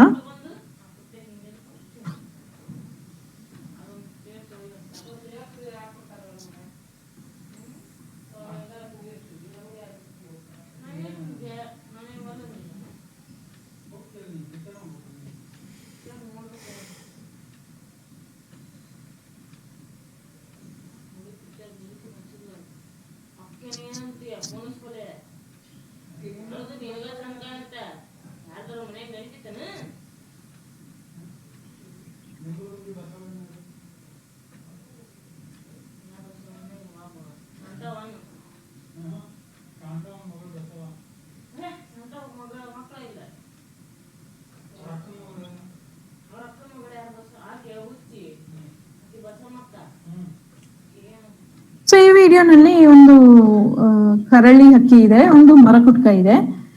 ಆ ಮರಕುಟ್ಕ ಮರ ಒಳಗಡೆ ಮರ ಒಳಗಡೆ ಹುಳ ಹುಡುಕ್ತಾ ಇದೆ. ಅದರ ತಲೆ ಮೇಲೆ ಬಂದು ಒಂದು ಕರಳಿ ನಿಂತ್ಕೊಂಡು ಕಾಜಣ ಕೂತ್ಕೊಂಡು ಏನೋ ಮಾಡ್ತಾ ಇದೆ ಅಲ್ವಾ. ಅದೇನಿಲ್ಲ, ಅದೇ ಮರ ಕುಟ್ಟಿದಾಗ ಬೇರೆ ಬೇರೆ ಹುಳ ಆಚೆ ಬರ್ತವೆ, ಅದು ಆರಾಮಾಗಿ ತಿನ್ಕೊಂಡಿರುತ್ತೆ. ಅದಕ್ಕೆ ಯಾವಾಗ್ಲೂ ಪಕ್ಕದಲ್ಲಿ ನಿಂತ್ಕೊಳ್ಳುತ್ತೆ ಈ ಕರಳಿ ಹಕ್ಕಿ. ನೀವು ಯೋಚನೆ ಮಾಡ್ತೀರಿ, ಈ ಮರ ಕುಟ್ಕ ಏನಕ್ಕೆ ಈ ಕರಳಿ ಹಕ್ಕಿಗೆ ತಡ್ಕೊಳ್ಳುತ್ತೆ? ನಂದು ಕಷ್ಟ ಬಿದ್ದು ಎಲ್ಲ ಊಟ ಹುಡುಕಿರೋದು ಇದೇ ಹಕ್ಕಿ ತಿನ್ಕೊಳ್ಳುತ್ತಲ್ಲ, ಯಾಕೆ ಇದಕ್ಕೆ ನಾನು ತಡ್ಕೋಬೇಕು, ನಾನು ಓಡಿಸ್ಬೋದಲ್ಲ ಅಂತ ನಾನು ಒಂದು ಮರ ಕುಟ್ಕ ಇದ್ರೆ ಅಂದ್ರ. ಬಟ್ ನಾನು ಕರಳಿ ಮರಕುಟ್ಕ ತರ ಶಬ್ದ ಮಾಡಿದಾಗ ಅದು ಒಂದು ಸಂಬಂಧ ಬೆಳೆಸುತ್ತೆ. ಭಾಷೆ ಅಲ್ವಾ, ನಾವು ಭಾಷೆ ಬಗ್ಗೆ ಮಾತಾಡ್ತೀವಿ. ಈಗ ಕನ್ನಡಿಗ ಅವರು ಎಲ್ಲ ಅಮೆರಿಕ ಹೋಗಿದ್ದಾರೆ ಅಂತ ತಿಳ್ಕೊಳ್ಳಿ, ಅಲ್ಲಿ ಅವ್ರಿಗೆ ಇನ್ನೊಬ್ರು ಕನ್ನಡಿಗ ಅವರು ಸಿಕ್ಕಿದ್ರೆ ಎಷ್ಟು ಖುಷಿ ಆಗುತ್ತೆ, ತಕ್ಷಣ ಕನ್ನಡದಲ್ಲಿ ಮಾತು ಶುರು ಆಗತ್ತೆ ಅಲ್ವಾ. ಇದೇ ರೀತಿ ನಮ್ಮ ಕರಳಿ ಹಕ್ಕಿ ಬೇರೆ ಬೇರೆ ಪಕ್ಷಿಗಳನ್ನ ಭಾಷೆ ಕಲ್ತ್ಕೊಂಡು ಅವ್ರ ಜೊತೆ ಒಳ್ಳೆ ಸಂಬಂಧ ಬೆಳೆಸ್ಕೊಂಡು ಈ ತರ ಅವರು ಕಷ್ಟ ಬಿದ್ದು ಊಟ ಆವಾಗ ತಿಂತಾ ಇರುತ್ತೆ. ಇದು ಪಕ್ಷಿ ಬಗ್ಗೆ ಇತ್ತು. ಇನ್ನು ವಾಪಸ್ ನಾವು ಸೋಲಿಗರ ಬಗ್ಗೆ ಸ್ವಲ್ಪ ಮಾತಾಡೋಣ. ಇಷ್ಟು ವರ್ಷ ನಾನು ಕಾಡಲ್ಲಿ ಸಂಶೋಧನೆ ಮಾಡಿದಾಗ ನಾನು ಹೇಳಿದ್ನಲ್ಲ, ಎಲ್ಲಾರು ಯಾವಾಗ್ಲೂ ಜೊತೆಲಿ ಸೋಲಿಗರು ಇರ್ತಿದ್ರು. ಒಬ್ರಂತ ಹೋಗಕ್ಕಾಗಲ್ಲ, ಯಾಕೆಂದ್ರೆ ಕಾಡು ಅವ್ರಿಗೆ ಚೆನ್ನಾಗ್ ಗೊತ್ತು. ಯಾವ್ದು ಅಪಾಯ ಇರೋದು ಪ್ರಾಣಿ ಬಂದ್ರೆ ಅವರೇ ಕಾಪಾಡ್ಕೊಂಡು ಕರ್ಕೊಂಡು ಹೋಗೋದು. ಅದ್ರಿಂದ ನೀವು ಕೇಳಿರ್ತೀರಾ, ಅಳಿದು ಹೋದ ಜಾತಿ ಬಗ್ಗೆ ಕೇಳಿರ್ತೀರಾ, ಅಳಿದು ಹೋದ ಭಾಷೆ ಬಗ್ಗೆ ಕೇಳಿದೀರಾ? ಇವ್ರ ಭಾಷೆ ಅಳಿದು ಹೋಗ್ತಾ ಇದೆ. ಹೇಗೆ ಅಂತ ಇನ್ನು ಮುಂದೆ ಸ್ವಲ್ಪ ಕೇಳೋಣ.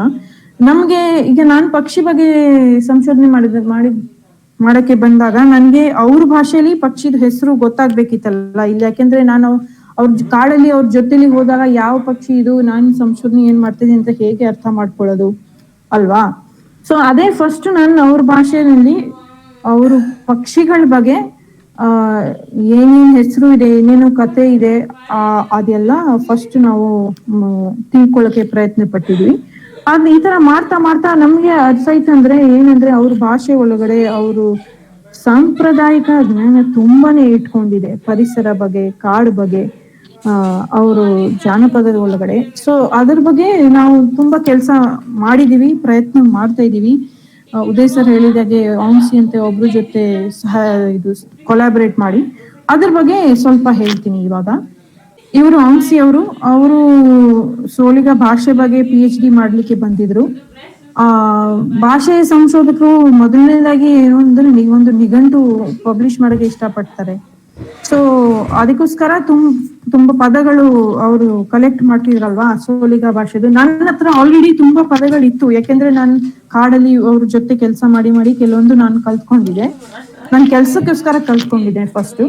ಸೊ ಅದು ಅವ್ರಿಗೆ ಕೊಟ್ಟೆ ತಗೊಳ್ಳಿ ಅಂತ. ಅದರಲ್ಲಿ ಜಾಸ್ತಿ ಪಕ್ಷಿ ಹೆಸರುನೇ ಇತ್ತು, ಮತ್ತೆ ಬೇರೆ ಬೇರೆ ಕಾಡಲ್ಲಿ ಗಿಡ ಮರದ ಹೆಸರು ಇತ್ತು. ಆವಾಗ ನಮ್ದು ಕೊಲಾಬರೇಷನ್ ಸ್ಟಾರ್ಟ್ ಆಯ್ತು. ಇವತ್ತು ತನಕ ನಾವು ಕೊಲಾಬರೇಟ್ ಮಾಡ್ತಾ ಇದೀವಿ. ಫಸ್ಟ್ ನಾವು ಪಕ್ಷಿಗಳ ಬಗ್ಗೆ ಅದೇ ನಾನು ಹೇಳಿಲ್ವಾ, ನಾವು ಒಂದ್ ಪೋಡುಗೆ ಹೋಗಿ ಪಕ್ಷಿಗಳ ಫೋಟೋ ತೋರಿಸಿ ಅದ್ರದ್ದು ಶಬ್ದ ಕೇಳಿಸಿ, ಈ ಪಕ್ಷಿ ಬಗ್ಗೆ ಹೆಸರು ಏನು ನಿಮ್ ಭಾಷೆದಲ್ಲಿ, ಅದ್ರ ಬಗ್ಗೆ ಏನೋ ಕತೆ ಏನಾದ್ರು ಇದೆಯಾ ಅಂತ ಒಂದು ಸಂಶೋಧನೆ ಮಾಡಿದೀವಿ. ನೀವು ಕೇಳ್ತೀರಾ ಇದ್ರದ್ದು ಏನ್ ಉಪಯೋಗ ಅಂತ. ಮೊದಲನೇದಾಗಿ ಇದು ಏನ್ ಉಪಯೋಗ ಅಂದ್ರೆ ಅವ್ರದ್ದು ಸಾಂಸ್ಕೃತಿಕ ಜ್ಞಾನಕ್ಕೆ ಒಂದು ವ್ಯಾಲ್ಯೂ ಕೊಡೋದು, ಇದು ಡಾಕ್ಯುಮೆಂಟೇಶನ್ ಇಂದ. ಎರಡನೇದಾಗಿ ಈ ಮಾಹಿತಿಯಿಂದ ನಮ್ಮ ಸಂಶೋಧನೆಗೆ, ನಮ್ಮ ಕಾಡಿಂದು ನಮ್ದು ವನ್ಯಜೀವಿ ಸಂಶೋಧನೆಗೆ ತುಂಬಾ ಸಹಾಯ ಆಗ್ಬೋದು. ಹೇಗೆ ಅಂದ್ರೆ ಇನ್ನು ಮುಂದೆ ಕೆಲವೊಂದು ಉದಾಹರಣೆ ಕೇಳೋಣ. ಇದು ಒಂದು ಅಪರೂಪದ ಪಕ್ಷಿ, ಸ್ಲೇಟಿ ಲೆಗೆಡ್ ಕ್ರೇಕ್ ಅಂತೀವಿ ಇಂಗ್ಲಿಷ್ ನಲ್ಲಿ. ಇದ್ರ ಬಗ್ಗೆ ಸೋಲಿಗರದು ಒಂದು ಅಭಿಪ್ರಾಯ ಕೇಳೋಣ. ಕೂಕುಜ್ಜಿ ಅಂತ ಹೇಳಿದ್ರೆ ಅದೊಂದು ಶಾಸ್ತ್ರ ರೂಪದಲ್ಲಿ ಅದು ಭೂಮಿ ಮೇಲೆ ಕೂತ್ಕೊಂಡು ಕೋಹೋ ಕೋಹೋ ಕೋಹೋ ಅಂತ ಕೂಗಿದರೆ ಮಳೆ ಜಾಸ್ತಿ ಅಂತೇಳಿ. ಅದು ಹಾರಾಡ್ಕೊಂಡು ಕೂಗಿದರೆ ಅದು ಮಳೆ ಕಡಿಮೆ, ಹಾರಾಟ. ಸೊ ನೀವು ಕೇಳಿದಿರಲ್ಲ, ಅವ್ರ ಭಾಷೆಯಲ್ಲಿ ಈ ಪಕ್ಷಿ ಕೋಕುಂಜಿ ಅಂತ ಹೆಸರು ಇಟ್ಟಿದ್ದಾರೆ. ಅದು ಒಂಥರ ಕೂಗಿದ್ರೆ ಮಳೆ ಜಾಸ್ತಿ ಅಂತ ಹೇಳ್ಬೋದು, ಇನ್ನೊಂಥರ ಕೂಗಿದ್ರೆ ಮಳೆ ಕಡಿಮೆ ಅಂತ ಅವರು ಅರ್ಥ ಮಾಡ್ಕೊಂಡಿದ್ದಾರೆ. ಇದು ನಮ್ ಪ್ರಕಾರ ಕೂಡ ಇದು ನಿಜ. ಯಾಕೆಂದ್ರೆ ಮಳೆದಲ್ಲಿ ಅದು ಮೊಟ್ಟೆ ಹಾಕುತ್ತೆ, ಅದು ಗೂಡು ಕಟ್ಟೋದು ಸೀಸನ್, ಆವಾಗ ಅದು ಒಂಥರ ಕೂಗುತ್ತೆ ಮಳೆಗಾಲದಲ್ಲಿ. ಬಾಕಿ ಟೈಮಲ್ಲಿ ಬೇರೆ ತರ ಕೂಗುತ್ತೆ. ಅದರಿಂದ ಅವ್ರದ್ದು ಕೂಡ ಜ್ಞಾನ ಇದೆ ಕಾಡ್ ಬಗ್ಗೆ, ಅದು ನಾವು ನೆಗ್ಲೆಕ್ಟ್ ಮಾಡಬಾರ್ದು ಅಲ್ವಾ. ಇವಾಗ ಹವಾಮಾನ ಬದಲಾವಣೆ ಆಗ್ತಾ ಇದೆ, ಅವಾಗ ಈ ಕೋಕುಂಜಿದು ಕೂಗಾಟ ಕೂಡ ಬದಲಾವಣೆ ಆಗಿದೆ ಅಂತ ಒಂದು ಮಾಹಿತಿ ಬರುತ್ತೆ ಅವ್ರಿಗೆ ಕೇಳಿದ್ರೆ. ಯಾಕೆಂದ್ರೆ ಮಳೆ ಮಾಮೂಲಿಯಾಗಿ ಬರ್ತಾ ಇಲ್ಲ, ಹೇಗೆ ಯಾವ್ದು ಸೀಸನ್ ಅಲ್ಲಿ ಬರ್ಬೇಕಿತ್ತು ಆ ಸೀಸನ್ ಅಲ್ಲಿ ಬರ್ತಾ ಇಲ್ಲ. ಸೊ ಇದು ಒಂದು ಸನ್ನೆ, ಇದು ನಾವು ಕಲಿಬಹುದು ಅವ್ರ ಮಾಹಿತಿ ಜೊತೆಲಿ ನಾವು ಕೆಲಸ ಮಾಡಿದ್ರೆ ನಮ್ಗೆ ತುಂಬಾ ಇದೆ ಕಲೀಲಿಕ್ಕೆ.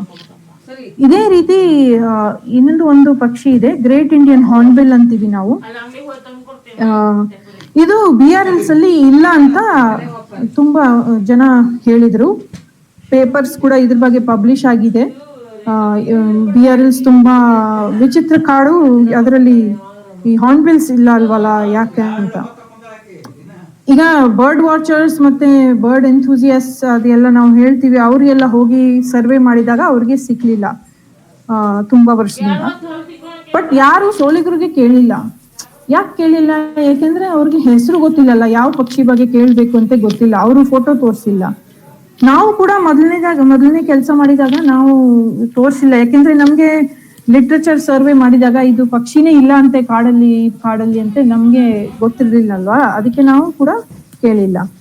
ಬಟ್ 2000 ನಮ್ ಪರಿಚಯ ಒಬ್ರು ನಮ್ಮ ಸೋಲಿಗರು ಫ್ರೆಂಡ್ ನಮ್ಗೆ ಹೇಳಿದ್ರು, ಇಲ್ಲ ನಾವು ಚಾಮರಾಜನಗರ ಹೋದಾಗ ಮಾಮೂಲಿ ಒಂದು ಚಿಕ್ಕದು ಇಂಡಿಯನ್ ಹಾರ್ನ್ಬಿಲ್ ಸಿಕ್ಕಿದಾಗ ಅವರು ಹೇಳಿದ್ರು ಇದು ನಾರೆ ಹಕ್ಕಿ ಅಂತ.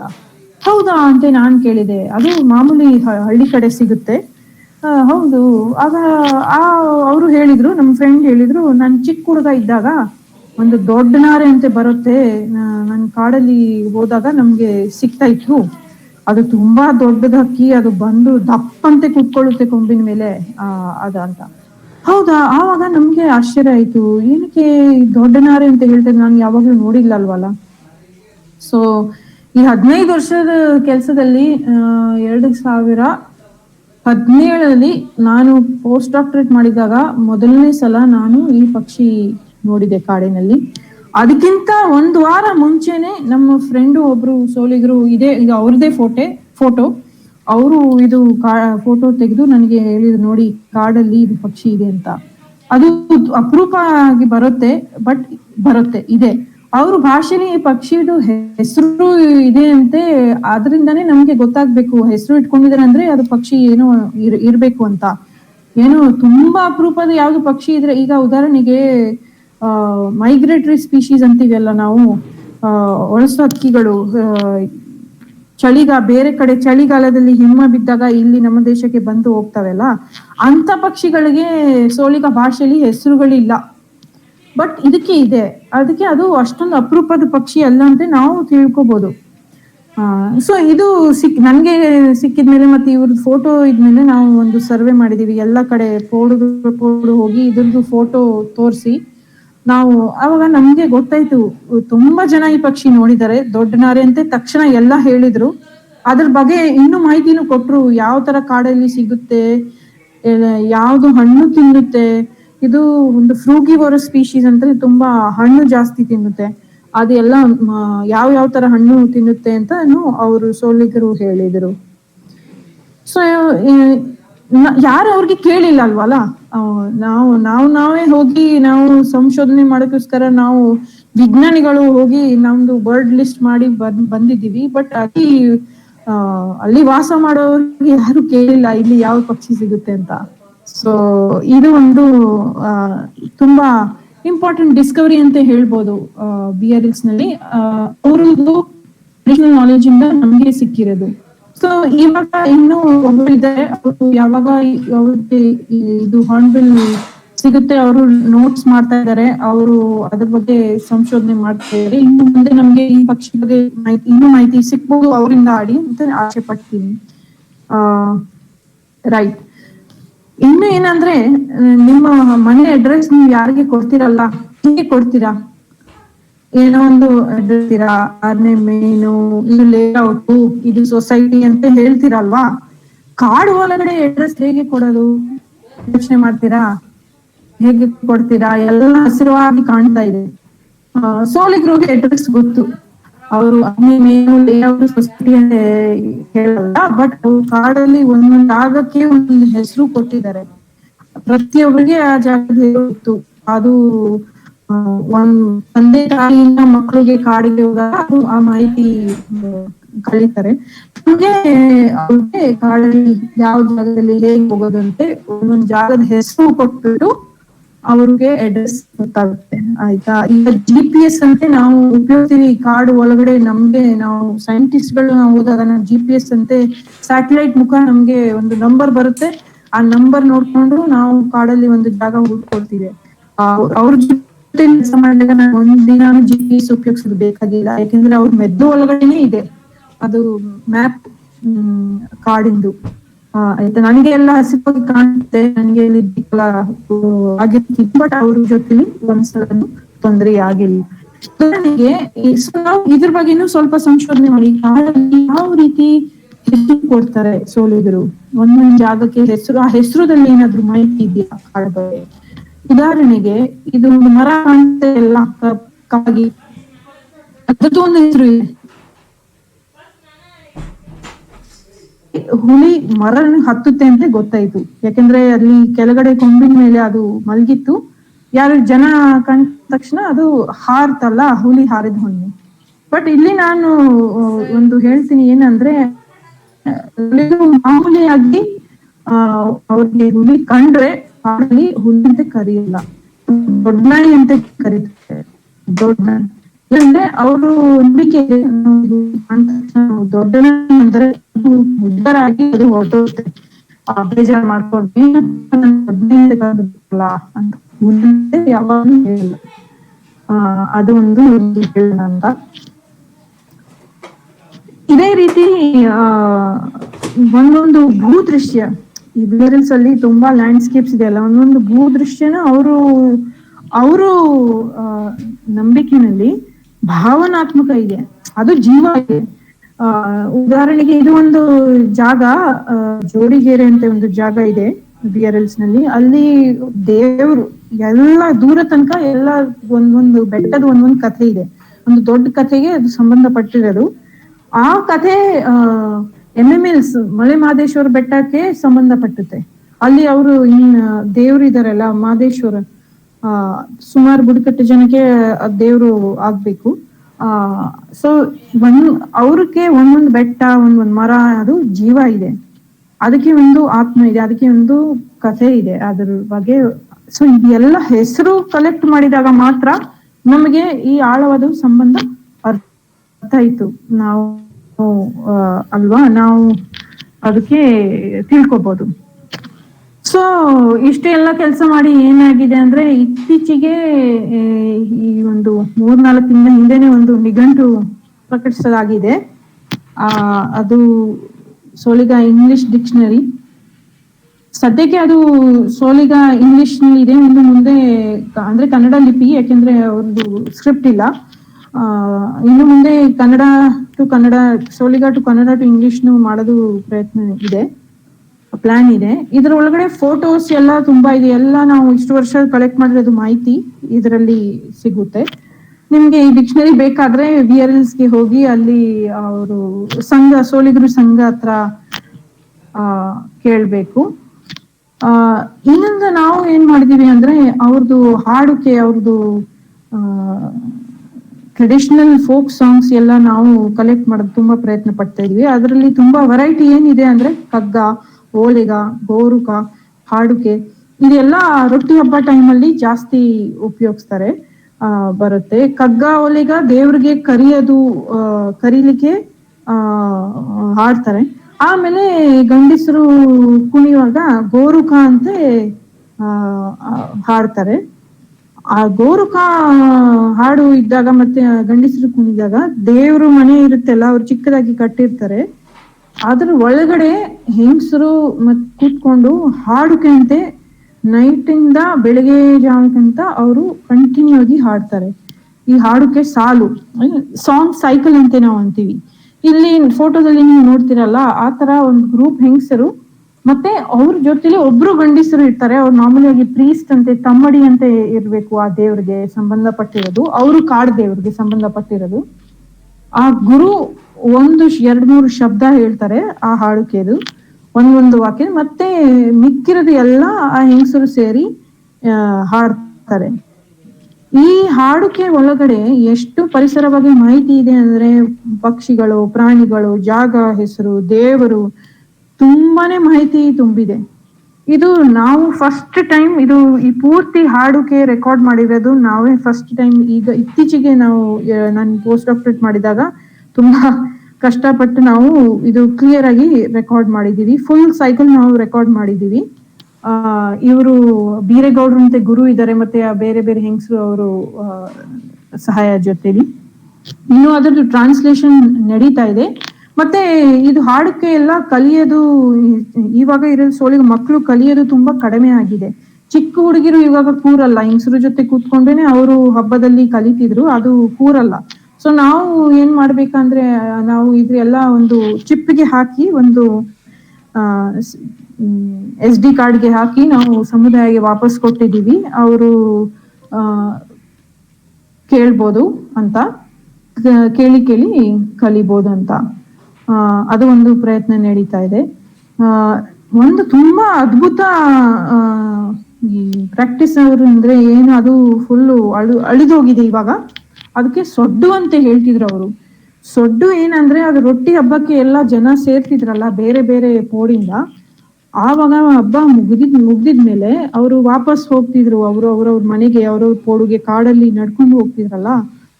ಆವಾಗ ಒಂದು ಗ್ರೂಪ್ ಆಗಿ, ಒಂದು ಗ್ರೂಪ್ ಹುಡುಗರು, ಒಂದು ಗ್ರೂಪ್ ಹೆಂಗಸರು ದೂರ ಒಂದು ಬೆಟ್ಟದಿಂದ ಹಾಡು ಹೇಳ್ತಿದ್ರು ಇನ್ನೊಬ್ರಿಗೆ.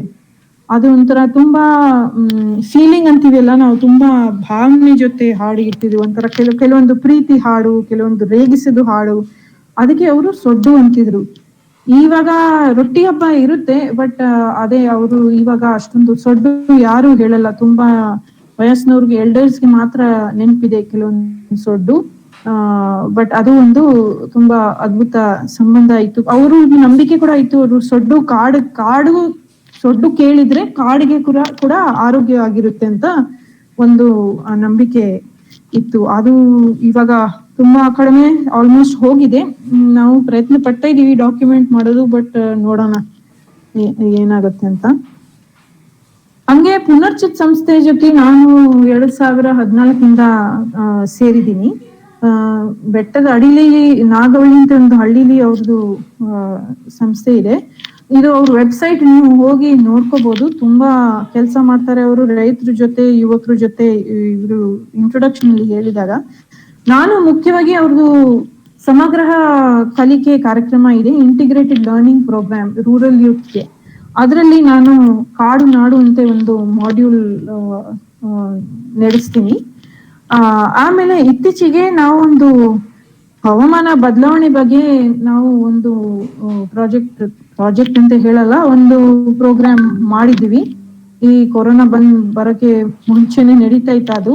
ಇಡೀ ಚಾಮರಾಜನಗರ ಜಿಲ್ಲೆಗೆ ನಾವು ಸೆಕೆಂಡರಿ ಡೇಟಾ, ಮಳೆ ಬಗ್ಗೆ, ತಾಪಮಾನ ಬಗ್ಗೆ ನಾವು 100 ವರ್ಷದ ಡೇಟಾ ಕಲೆಕ್ಟ್ ಮಾಡಿದೀವಿ. IISc Indian institute of science ಒಳಗಡೆ ಒಬ್ರು ಒಂದು ಟೀಮ್ ಇದೆ, ಅವರು ಈ ಡೇಟಾ ಕಲೆಕ್ಟ್ ಮಾಡಿದ್ದಾರೆ. ಅವ್ರ ಜೊತೆ ಸೇರಿ ನಾವು ಈ ಡೇಟಾ ಕಲೆಕ್ಟ್ ಮಾಡಿ ಲೋಕಲ್ ಪರ್ಸ್ಪೆಕ್ಟಿವ್ಸ್ ಅಂತ ಈ ಅಲ್ಲಿ ಇರೋರು ಸ್ಥಳೀಯವ್ರ ಜೊತೆ ಕೂಡ ನಾವು ಮಾತುಕತೆ ಆಡಿ ಇದು ಡೇಟಾ ಕಲೆಕ್ಟ್ ಮಾಡಿ ನಾವು ಅದರದ್ದು ಪ್ರಚಾರ ಮಾಡ್ತಾ ಇದೀವಿ.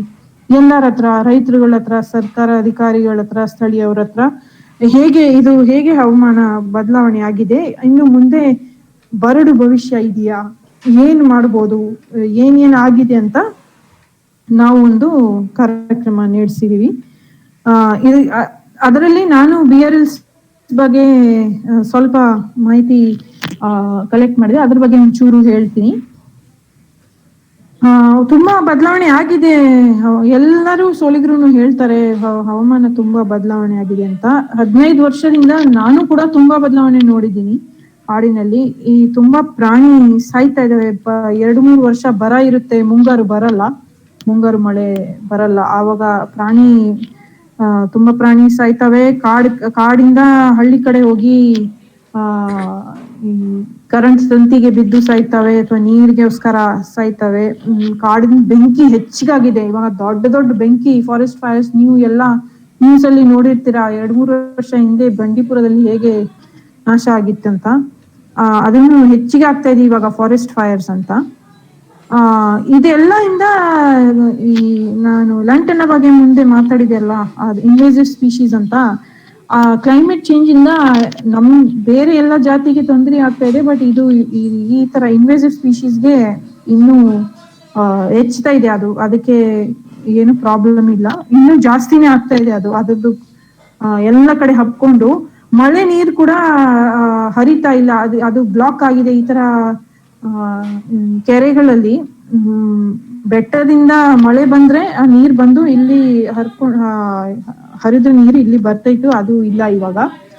ಇದೇ ರೀತಿ ಪ್ರಾಣಿ ಪಕ್ಷಿಗೆ ಅಂತೂ ತುಂಬಾ ತೊಂದರೆ ಆಗ್ತಾ ಇದೆ, ಸೋಳಿಗರಿಗೆ ತುಂಬಾ ತೊಂದರೆ ಆಗ್ತಾ ಇದೆ. ಬೆಟ್ಟ ತುದಿ ಮೇಲೆ ನೀವು ಕಲ್ಲು ನೋಡ್ತೀರಾ ಅಲ್ಲ, ಅದು ಒಂದು ದೇವಸ್ಥಾನ. ಅಂತ ಜಾಗಕ್ಕೆ ಹೋಗ್ಲಿಕ್ಕೆ ಕೂಡ ಅವ್ರ ದಾರಿ ಎಲ್ಲ ಮುಚ್ಚೋಗಿದೆ ಇವಾಗ. ಸೊ ಲಂಟನ ನೋಡ್ಬೇಕಾದ್ರೆ ಅದೊಂದು ರೂಪಕ. ಈ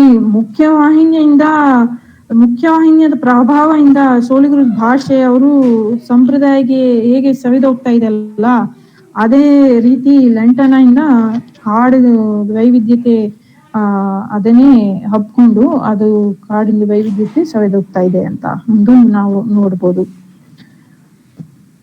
ಈ ತರ ಲಂಟನ ಬಂದಿಂದ ಮತ್ತೆ ಅವ್ರದ್ದು ತರಗು ಬೆಂಕಿ ಅಂತ ಅವರು ಚಿಕ್ಕದಾಗಿ ಒಂದು ಬೆಂಕಿ ಹಾಕ್ತಿದ್ರು. ಅದು ಜಾಸ್ತಿ ಮೇಲೆ ಬರಲ್ಲ ಮತ್ತೆ ಅಷ್ಟು ಬಿಸಿ ಇರಲ್ಲ, ನಿಧಾನಕ್ಕೆ ಹಬ್ಕೊಂಡು ಹೋಗ್ತೈತೆ ಅದು. ಅದು ಬ್ಯಾನ್ ಆಯ್ತಲ್ಲ, ಆ ಬೆಂಕಿನೂ ಕಾಡಿಗೆ ತುಂಬಾ ಇಂಪಾರ್ಟೆಂಟ್ ಅಂತೆ ಅವರು ಸೋಳಿಗರು ಹೇಳ್ತಿದ್ರು.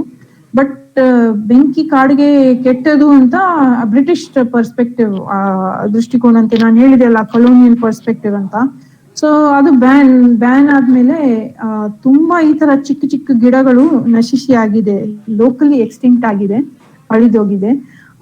ಇದು ಗಿಡ ಮರ ಎಲ್ಲ ಪ್ರಾಣಿಗಳಿಗೆ, ಪಕ್ಷಿಗಳಿಗೆ, ಜನಗಳಿಗೆ ಊಟ, ಔಷಧಿ, ಒಡವೆ ರೂಪ ಉಪಯೋಗಿಸೋದು ಹೂವುಗಳು, ಮತ್ತೆ ಔಷಧಿಗೆ ಉಪಯೋಗಿಸೋದು ಗಿಡಗಳು ತುಂಬಾ ನಶಿಸಿಯಾಗಿದೆ. ಕೆಲವೊಂದು ಗಿಡಗಳು ಈಗ ಬರೀ ಅವರು ಹಾಡುಕೆ ಜಾಗದ ಹೆಸರಲ್ಲಿ ಮಾತ್ರ ಉಳ್ಕೊಂಡಿದೆ, ಅಲ್ಲಿ ಹೋಗಿದ್ರೆ ಅದು ಇಲ್ಲ. ಉದಾಹರಣೆಗೆ ಈ ಲೆಫ್ಟ್ ಸೈಡ್ ಅಲ್ಲಿ ವೈಟ್ ಹೂವು, ಕೆಳಗಡೆ ಹೂವು ಕಾಣ್ತಾ ಇದೆಯಲ್ಲ, ನೆಲಕ್ಕಿ ಅಂತ ಕರೀತಾರೆ ಸೋಲಿಗರು. ನೆಲಕ್ಕಿ ಗದ್ದೆ ಅಂತ ಒಂದು ಜಾಗ ಇದೆ, ಅಲ್ಲಿ ಇವಾಗ ಸದ್ಯಕ್ಕೆ ಲಂಟನ ಗದ್ದೆ ಮಾತ್ರ ಇದೆ, ನೆಲಕ್ಕಿ ಇಲ್ಲ, ಏನು ಇಲ್ಲ. ಆತರ ಇನ್ನು ರೈಟ್ ಸೈಡ್ ಅಲ್ಲಿ ಕೂಡ ಒಂದು ಕೆಳಗಡೆ ಪಿಂಕ್ ಮತ್ತೆ ವೈಟ್ ಫ್ಲವರ್ಸ್ ಇದೆ, ಕಟ್ಟುಗುಳಿ ಅಥವಾ ಮಾವೇರಿ ಅಂತ ಕರೀತಾರೆ ಸೋಲಿಗರು. ಅದು ಕೂಡ ಹೆಸರಲ್ಲಿ ಮಾತ್ರ, ಜಾಗದ ಹೆಸರಲ್ಲಿ ಮಾತ್ರ ಉಳ್ಕೊಂಡಿದೆ. ಕಾಡಲ್ಲಿ ತುಂಬಾ ಅಪರೂಪ ಆಗ್ಬಿಟ್ಟಿದೆ, ಆ ಜಾಗದಲ್ಲಿ ಅಂತೂ ಇಲ್ಲವೇ ಇಲ್ಲ. ಸೊ ಈ ತರ ಒಂದು ನಾವು ಈ ಕ್ಲೈಮೇಟ್ ಚೇಂಜ್ ಪ್ರಾಜೆಕ್ಟ್ ಅಲ್ಲಿ ನಾವು ನೋಡಿದಾಗ ಒಂದು 138 ಜಾತಿಗಳು ನಶಿಸಿಯಾಗಿದೆ. ಈ ತರ ಇನ್ನೊಂದು ಉದಾಹರಣೆಗೆ, ಒಂದು ಚಿಕ್ಕ ಉದಾಹರಣೆ ನಾನು ಹೇಳಕ್ಕೆ ಇಷ್ಟಪಡ್ತೀನಿ. ಅಂದ್ರೆ ಒಂದು ಹಂಬು, ತಿನ್ನೋದು ಹಂಬು ಇದೆ, ಮಾತಾಡಕನ ಹಂಬು ಅಂತ ಸೋಲಿಗರು ಕರೀತಾರೆ. ಅದು ಮಾತಿಲ್ದೆ ಅಗಿಬೇಕು, ಅದು ತಿನ್ಬೇಕಾದ್ರೆ ಹಂಬು. ನಾವು ಮಾತಾಡಿದ್ರೆ ಅದು ನಮ್ಗೆ ತಿನ್ಲಿಕ್ಕೆ ಅಲ್ಲಿ ಏನು ಸಿಗಲ್ಲ ಅಂತ ನಂಬಿಕೆ ಇದೆ. ಈ ತರ ತುಂಬಾ ಅದ್ಭುತವಾಗಿ ಗಿಡಗಳು ಎಲ್ಲ ತುಂಬಾ ಅಪರೂಪಕ್ಕೆ ಆಗಿದೆ. ಇನ್ನು ಮುಂದಿನ ಪೀಳಿಗೆ ಏನ್ ಕಾಣುತ್ತೆ, ಏನ್ ಸಿಗುತ್ತೆ ಕಲೀಲಿಕ್ಕೇನು, ಏನು ಸಿಗುತ್ತೆ ಅಂತ ನಾವು ಯೋಚನೆ ಮಾಡ್ಬೋದು. ಇಷ್ಟು ತನಕ ನಾನು ಮಾತಾಡ್ತಾ ಇದ್ದೆ ಸಾಕು. ಅವರು ಸ್ವಲ್ಪ ಸೋಲಿಗರದ ಅಭಿಪ್ರಾಯ, ಅವರು ಸ್ವಂತ ಅಭಿಪ್ರಾಯನೇ, ಅವ್ರ ಹತ್ರನೇ ಕೇಳೋಣ. ಸ್ವಲ್ಪ ರೆಕಾರ್ಡಿಂಗ್ಸ್ ಕೇಳೋಣ. ಇವದೋ ತಲೆಯಿಂದ ಹೋಗಿ ನಾವು ಇಲ್ಲೇ ವಾಸ ಮಾಡಿದ ಜನ್ಮ ಇವತ್ತು ಆಗದ ಕೆಲಸ ಅದು. ಈ ಕಾಡಿನಲ್ಲಿ ನನಗೆ ಕಾಡ ಬಿಟ್ಟು ನೀನು ಒಪ್ಪೋಗು ಅನ್ನೋದು ನನಗೆ ಬಂತು. ಕಾಡಿನಲ್ಲಿ ಟಿಂಬಾರು, ಮರ, ಏನೇನೋ ನೀನು ಯಾವ್ಯಾವ ಕಾಲದಲ್ಲಿ ಬಿದ್ದಿರೋ ಹಳೆಯ ಮರಗಳಿವೆ ಎಲ್ಲ ಸಗುಳು ಮಾಡಬೇಕು. ಅದಕ್ಕೆ ನಾವು ಕಾಡು ಅರಣ್ಯಕ್ಕೆ ಕಾವಲು. ಸೊ ನೀವು ಕೇಳಿದ್ದೀರಾ, ಅವರು ಹೇಳ್ತಾ ಇದಾರೆ ನಾವು ಇಷ್ಟು ವರ್ಷದಿಂದ ನಾವು ಇಲ್ಲಿದ್ದೀವಿ, ಕಾಡಿಗೆ ಏನಾಗಿಲ್ಲ, ನೀನೇ ಅಂದ್ರೆ ಹೊರಗಿನ ಅವರು ಬಂದು ಮರ ಟಿಂಬರ್ಗೋಸ್ಕರ ಎಲ್ಲ ಮರ ಕಟ್ ಮಾಡಿ ಏನೇನೋ ಮಾಡಿ ಕಾಡು ಹಾಳು ಮಾಡಿದ್ದೀರಾ. ಇಷ್ಟು ವರ್ಷ ನಿಮ್ಗೆ ಸಿಕ್ಕಿರೋದು ಕಾಡು, ನಿಮ್ ಸಂಶೋಧನೆಗೆ ನಿಮ್ಮ ಎಂಜಾಯ್ಮೆಂಟ್ ಈಗ ಸಿಕ್ಕಿರೋದು ಕಾಡು ಮರ ಎಲ್ಲಕ್ಕೆ ನಾವೇ ಕಾವಲು, ಅದಕ್ಕೆ ನಮ್ಗೆ ಈಗ ಸಿಗ್ತಾ ಇದೆ ಅಂತ ಒಬ್ರು ಹೇಳ್ತಾ ಇದ್ದಾರೆ. ಇನ್ನು ಲೆಂಟನ ಬಗ್ಗೆ ಅವ್ರದ್ದು ಅಭಿಪ್ರಾಯ ಅಂತ ಕೇಳೋಣ. ಹುಲಿ ಜಿಂಕೆ ಜೀವನ ಮಾಡ್ತೀವಿ.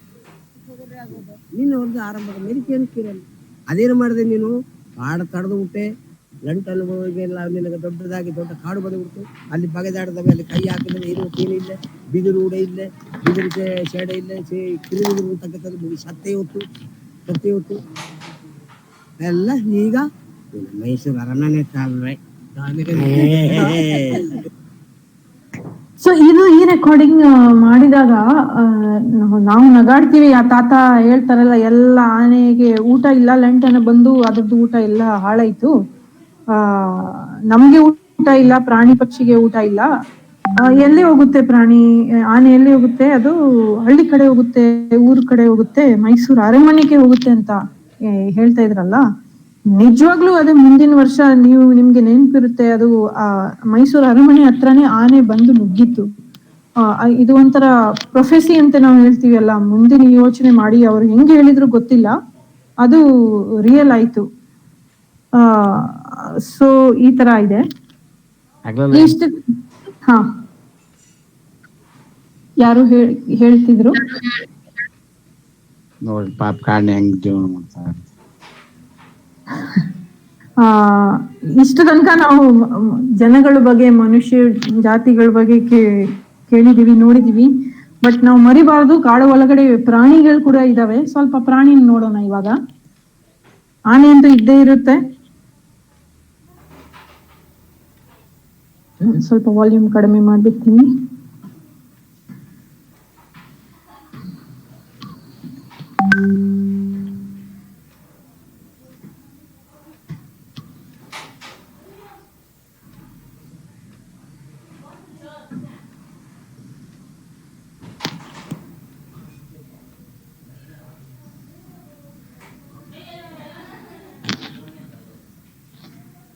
ಅನಕೊಂಡ ಅಂತ ಕೇಳಿದಿರಾ? ಅದು ಸೌತ್ ಅಮೆರಿಕಾ ಕಾಡು, ಅಮೆಝಾನ್ ಕಾಡಲ್ಲಿ ಇರುತ್ತೆ. ಬಟ್ ನಮ್ಮ ಕಾಡಲ್ಲಿ ಏನಿದೆ ನಮ್ಗೆ ಗೊತ್ತಿಲ್ಲ. ಇಲ್ಲಿ ಒಂದು ನೋಡಿ,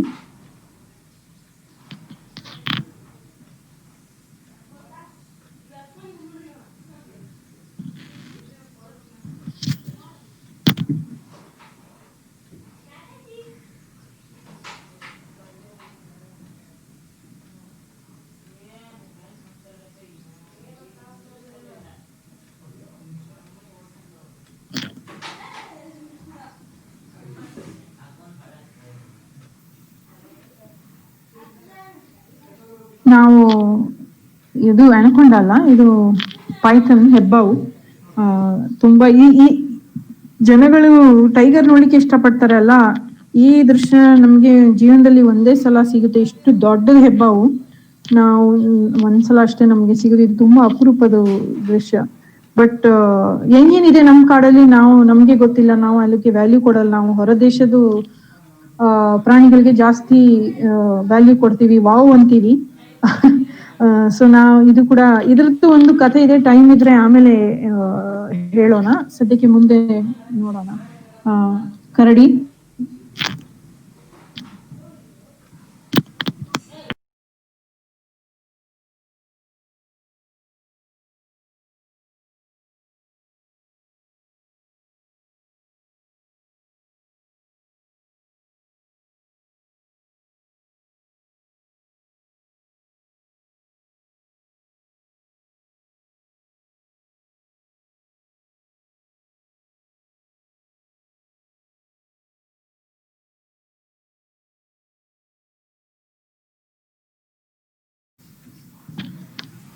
ಕೆನ್ನಾಯಿ, ಕಾಡನಾಯಿ.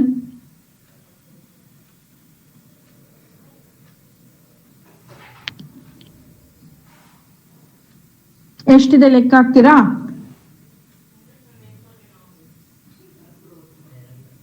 ಲೆಕ್ಕಕ್ಕಾಗಲ್ಲ ಬೇಗ. ಸೊ ಇದೆಲ್ಲ ಕ್ಯಾರಿಸ್ಮ್ಯಾಟಿಕ್ ಸ್ಪೀಶೀಸ್ ಅಂತೀವಿ ನಾವು, ವರ್ಚಸ್ವಿ ಜಾತಿಗಳು. ನೋಡಿದ್ರೆ ತುಂಬಾ ನಾವು ಅದ್ರ ಮೇಲೆನೆ ಫೋಕಸ್ ಮಾಡ್ತೀವಿ. ಟೈಗರ್, ಎಲಿಫೆಂಟ್, ವೈಲ್ಡ್ ಡಾಗ್, ಕರಡಿ, ಬೇರ್ ಅಂತ. ವೈಜ್ಞಾನಿಗಳು ಇಂದ ಹಿಡಿದು ಸರ್ಕಾರದಿಂದ ಹಿಡಿದು ಎಲ್ಲರೂ ಹುಲಿ ಹುಲಿ ಹುಲಿ ಅಂತಾನೆ ಬರೀ ಅವ್ರ ಎಲ್ಲರ ಬಾಯಲ್ಲಿ ಹುಲಿನೇ ಬರುತ್ತೆ. ಮತ್ತೆ ಹುಲಿ ಇರೋದು ಕಾಡಲ್ಲಿ ಜನ ಇರಬಾರ್ದು ಅಂತ ಒಂದು ತುಂಬಾ ದೊಡ್ಡದಾಗಿ ನಂಬಿಕೆ ಇದೆ. ಅದು ಈ ಜಾಗದಲ್ಲಿ ತಪ್ಪಂತೆ ನಾವು ನೋಡ್ಕೋಬಹುದು. ಹುಲಿ ಇದೆ, ಜನ ಇದ್ದಾರೆ, ಸೊಳಿಗರು ಇದ್ದಾರೆ, ಅವರು ಒಟ್ಟಿಗೆ ವಾಸ ಮಾಡ್ತವೆ. ಹೇಗೆ ಅಂತ ಅದು ನಮ್ಗೆ ತುಂಬಾ ಇದೆ ಕಲೀಲಿಕ್ಕೆ ಅಲ್ಲಿ. ಈಗ ಇದ್ರ ಬಗ್ಗೆ, ದೊಡ್ಡ ನಾಯಿ ಬಗ್ಗೆ ಇಷ್ಟೊಂದು ಮಾತಾಡಿದೀವಿ ಅಲ್ಲ, ಸ್ವಲ್ಪ ಅದನ್ನ ನೋಡೋಣ. ಹೆಡ್ಫೋನ್ ಹಾಕಿದಿರಲ್ಲ?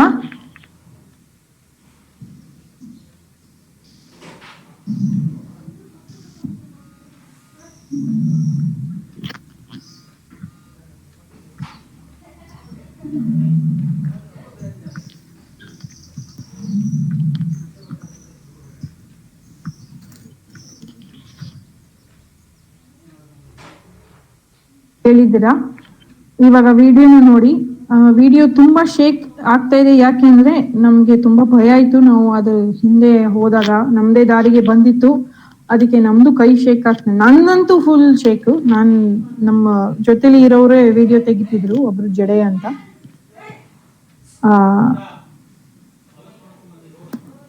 ಇದು ಮೊದಲನೇ ಸಲ ನಾನು ಆನ್ ಫುಟ್ ಕಾಡಲ್ಲಿ ನಡ್ಕೊಂಡು ಹೋದಾಗ ಹುಲಿ ನೋಡಿರೋದು. ಇನ್ನು ಇವತ್ತು ತನಕ ಇನ್ನೂ ತುಂಬಾ ಸಲ ನೋಡಿದ್ದೀನಿ, ಯಾವಾಗ್ಲೂ ಏನ್ ತೊಂದರೆ ಆಗಿಲ್ಲ.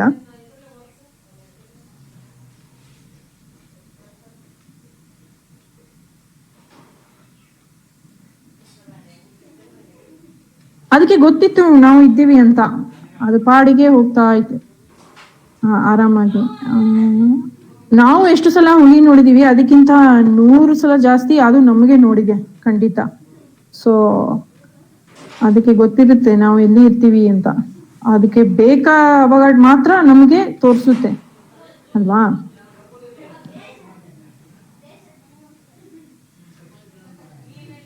ನಾನು ಹೇಳ್ತಾ ಇದ್ದಲ್ಲ, ನಾವು ಈ ದೊಡ್ಡ ದೊಡ್ಡ ಪ್ರಾಣಿ ಮೇಲೆ ಯಾಕೆ ಫೋಕಸ್ ಮಾಡ್ಬೇಕು ಅಂತ. ಅದು ಕಾಪಾಡಿದ್ರೆ ಕಾಡು ಕಾಪಾಡಕ್ಕಾಗತ್ತಾ? ಕಾಡಲ್ಲಿ ಬರೀ ಹುಲಿ ಇರೋದಾ? ನಮ್ಮ ಕಾಜಣ ಇದೆ, ಕರಳಿ ಹಕ್ಕಿ ಇದೆ, ಇನ್ನೇನೇನೋ ಚಿಕ್ಕ ಚಿಕ್ಕದಾಗಿ ಜೀವ ಜಂತು ಇದೆ, ಮರಗಳಿದೆ, ಹುಲ್ಲು ಇದೆ. ಅದೆಲ್ಲ ಒಟ್ಟಿಗೆ ತಗೊಂಡು ನಾವು ಸಂರಕ್ಷಣೆ ಬಗ್ಗೆ ಮಾತಾಡಿದ್ರೆ ಹೇಗೆ ಅಂತ ಇಲ್ಲಿ ಇದು ಒಂದು ವಿಡಿಯೋ ನೋಡಿ. ಏನಾಗ್ತಾ ಇದೆ ಇಲ್ಲಿ ಅಂತ ನೀವೇ ನೋಡಿ.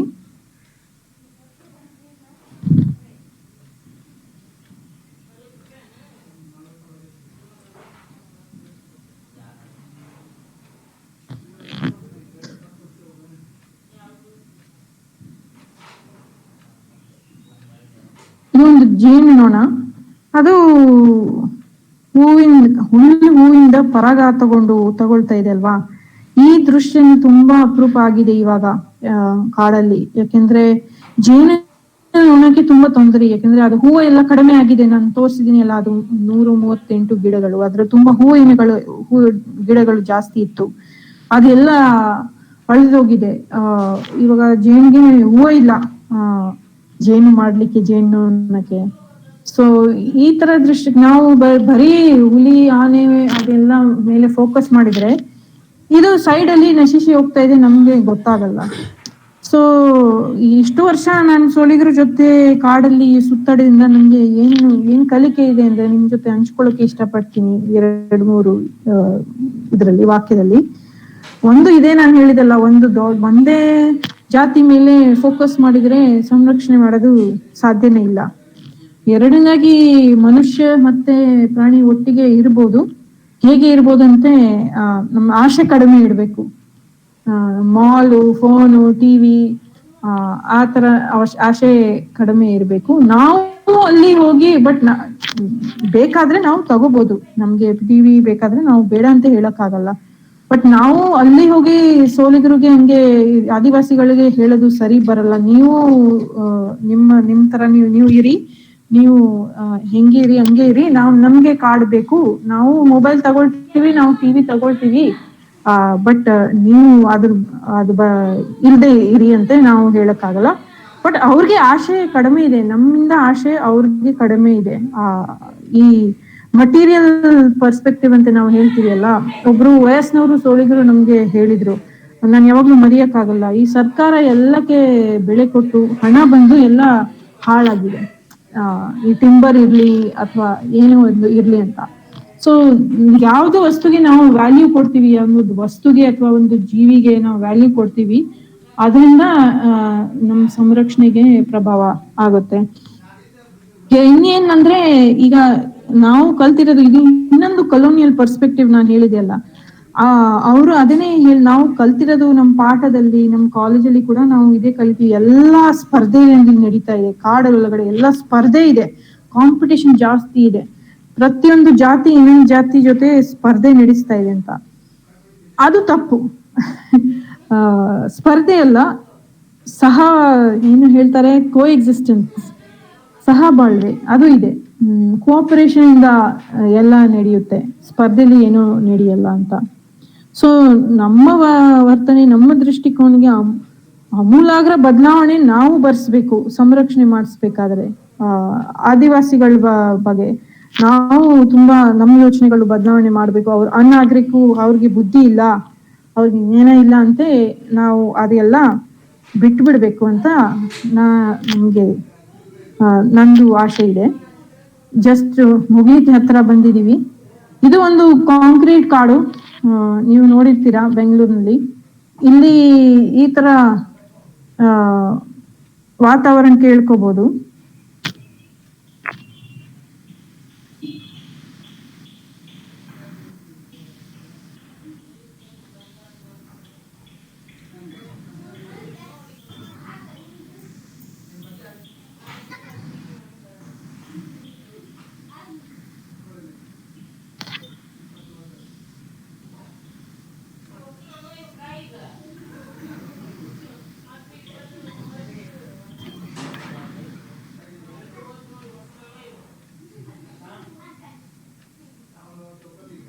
ಹೇಗಿತ್ತು ಇಲ್ಲಿ ಕಾಡಲ್ಲಿ ಏನ್ ಕೇಳಿಸುತ್ತೆ ನೋಡೋಣ.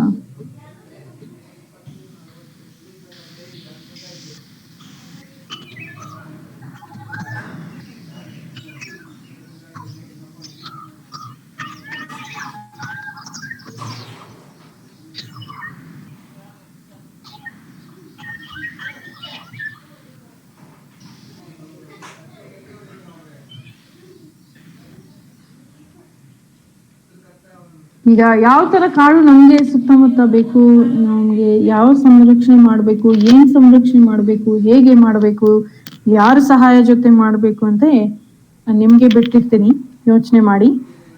ಇವತ್ತಿಗೆ ಅಷ್ಟೇ, ಕ್ಲೋಸ್ ಮಾಡ್ತೀನಿ, ಸ್ಟಾಪ್ ಶೇರಿಂಗ್ ಮಾಡ್ತೀನಿ. ಇನ್ನು ಪ್ರಶ್ನೆಗಳು ತಗೋಬಹುದು. ಬೆಟ್ಟಕ್ಕೆ ಹೋಗ್ತಿದ್ದೀವಿ ಅಂದ್ಕೊಂಡು ಆರಂಭ ಮಾಡಿದೀವಿ ಪಯಣವನ್ನ. ಆದ್ರೆ ನಮ್ಮ ಒಳಗಡೆನೆ ಬಹಳ ದೊಡ್ಡ ಪ್ರಯಾಣ ನಾವು ಮಾಡ್ಕೊಂಡಿದೀವಿ. ನಾವು ಎಷ್ಟು ನಿಸರ್ಗದ ಹತ್ತಿರವಾಗಿ ಬದುಕ್ತಾ ಇದ್ದೀವಿ ಅಂದ್ರೆ ಮತ್ತೆ ಮತ್ತೆ ನಾವು ಪ್ರಶ್ನೆ ಕೇಳ್ಕೊಳ್ತಾ, ನಮ್ಮ ಚರ್ಮವನ್ನ ಮುಟ್ಟಿ ನೋಡ್ಕೊಳ್ತಾ,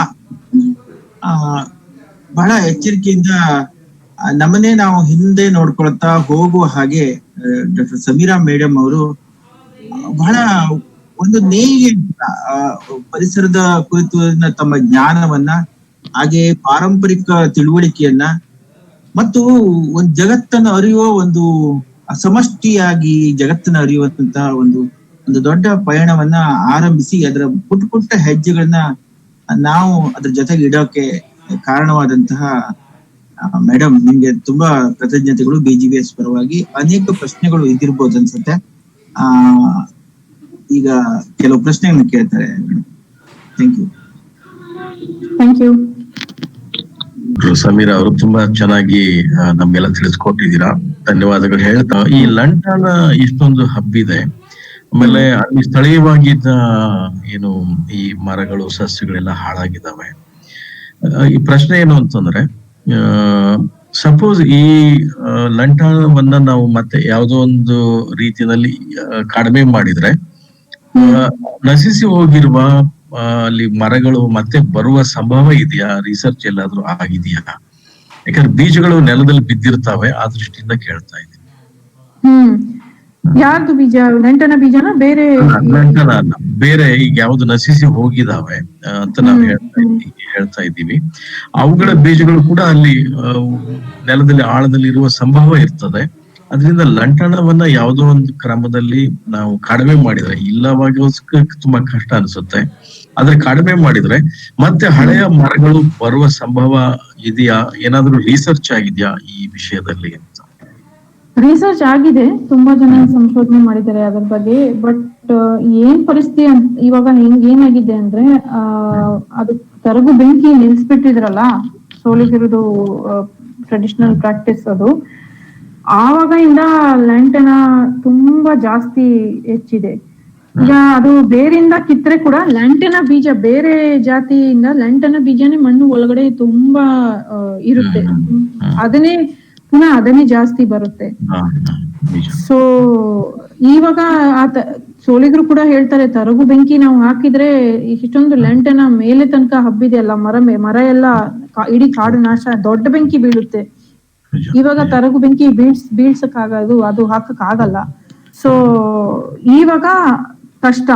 ಬಟ್ ಸೊ ಅದು ಏನ್ ಮಾಡ್ಬೋದು ಅಂತ ಗೊತ್ತಿಲ್ಲ. ಸಂಶೋಧನೆಯಲ್ಲಿ ತುಂಬಾ ಜನ ಒಂದೊಂದ್ ಪ್ಲಾಟ್ ಅಲ್ಲಿ ಲಂಟನ ಕಿತ್ತು ಅದಕ್ಕೆ ಬೇರೆ ಬೇರೆ ರೀತಿ ತೆಗೆದು ಪುನಃ ಹೊಸದಾಗಿ ಏನ್ ಬರುತ್ತೆ ಅಂತ ನೋಡ್ಲಿಕ್ಕೆ ಪ್ರಯತ್ನ ಪಟ್ಟಿದ್ದಾರೆ. ಲಂಟನ ಕಿತ್ರೆ ಬೇರೆ ಗಿಡ ಖಂಡಿತ ಬರುತ್ತೆ, ಬೆಂಕಿ ಹಾಕಿದ್ರೆ ಅದು ಅಳಿದೋಗಿರೋದು ಇದು ಬೇರೆ, ಅದು ಎಲ್ಲ ಚಿಕ್ಕ ಚಿಕ್ಕ ಗಿಡನು ವಾಪಸ್ ಕೆಲವೊಂದು ಬರ್ತವೆ, ಬಟ್ ಲಂಟನ ಕೂಡ ವಾಪಸ್ ಬರುತ್ತೆ. ಸೊ ಅದು ಇವಾಗ ತುಂಬಾ ತೊಂದರೆಯಾಗಿದೆ. ಬಟ್ ಕೆಲವೊಂದು ಜಾಗದಲ್ಲಿ ನಾವು ನೋಡಿದೀವಿ, ಸೋಲಿಗರು ಕೂಡ ಇಷ್ಟು ವರ್ಷದಿಂದ ಲಂಟನ್ನ ನೋಡ್ತಾನೆ ಇದಾರಲ್ಲ ಅವರು ಕಾಡು ಒಳಗಡೆ.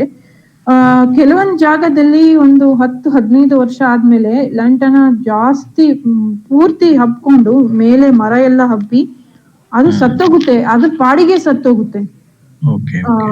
ಸೊ ನ್ಯಾಚುರಲ್ ಪ್ರೋಗ್ರೆಷನ್ ಅಂತೀವಿ ನಾವು. ಬಟ್ ಅಲ್ಲಿ ಇರೋದು ಹಿಂದೆ ಹೇಗಿತ್ತು ಅಲ್ಲಿ ಕಾಡು, ಲಂಟನ ಸತ್ತಿದ್ಮೇಲೆ ಬೇರೆ ತರ ಕಾಡು ಬರುತ್ತೆ.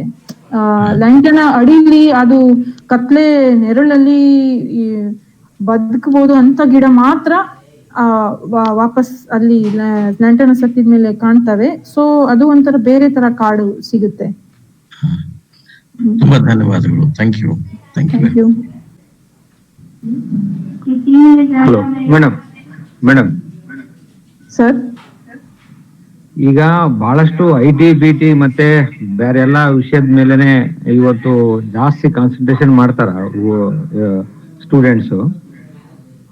ಈ ರೀತಿ ಇರುವಂತವ್ರಿಗೆ ಯಾರಿಗೆ ಇಂಟ್ರೆಸ್ಟ್ ಐತೆ ಅವ್ರಿಗೆ ಮಾಡ್ಲಿಕ್ಕೆ ಏನಾದ್ರೂ ಸಪೋರ್ಟ್ ಸಿಗ್ತದ? ಅವರು ಮಾಡಬಹುದಾಗಿದ್ರೆ ಯಾರನ್ನ ಕಾಂಟ್ಯಾಕ್ಟ್ ಮಾಡೋದು ಹೇಗೆ? ಮಾಡ್ಬೋದು. ಇವಾಗ ತುಂಬಾ ಕೋರ್ಸಸ್ ಇದೆ ಎಲ್ಲ, ತುಂಬಾ ಬ್ಯಾಚುಲರ್ಸ್ ಲೆವೆಲ್ ಅಲ್ಲಿ ಕೂಡ ತುಂಬಾ ಕೋರ್ಸಸ್ ಸ್ಟಾರ್ಟ್ ಆಗಿದೆ. ಮಾಸ್ಟರ್ಸ್ ಲೆವೆಲ್ ಅಲ್ಲಿ ಇನ್ನೂ ಜಾಸ್ತಿ ಇದೆ. ಬ್ಯಾಚುಲರ್ಸ್ ಲೆವೆಲ್ ಅಲ್ಲಿ ಈ ಫೀಲ್ಡ್ ಅಲ್ಲಿ ಬರ್ಬೇಕಂದ್ರೆ ಲೈಫ್ ಸೈನ್ಸಸ್ ತಗೊಂಡ್ರೆ ಬೆಟರು. ಆಮೇಲೆ ಮಾಸ್ಟರ್ಸ್ ಲೆವೆಲ್ ಅಲ್ಲಿ ತುಂಬಾ ಅವಕಾಶ ಇದೆ. ಯಾರಿಗೆ ಇಂಟ್ರೆಸ್ಟ್ ಇದ್ರೆ ನಮ್ ಜೊತೆ ಸಂಪರ್ಕಿಸಿ, ನಾವು ಅವ್ರಿಗೆ ಗೈಡ್ ಮಾಡ್ಬೋದು, ತೊಂದರೆ ಇಲ್ಲ.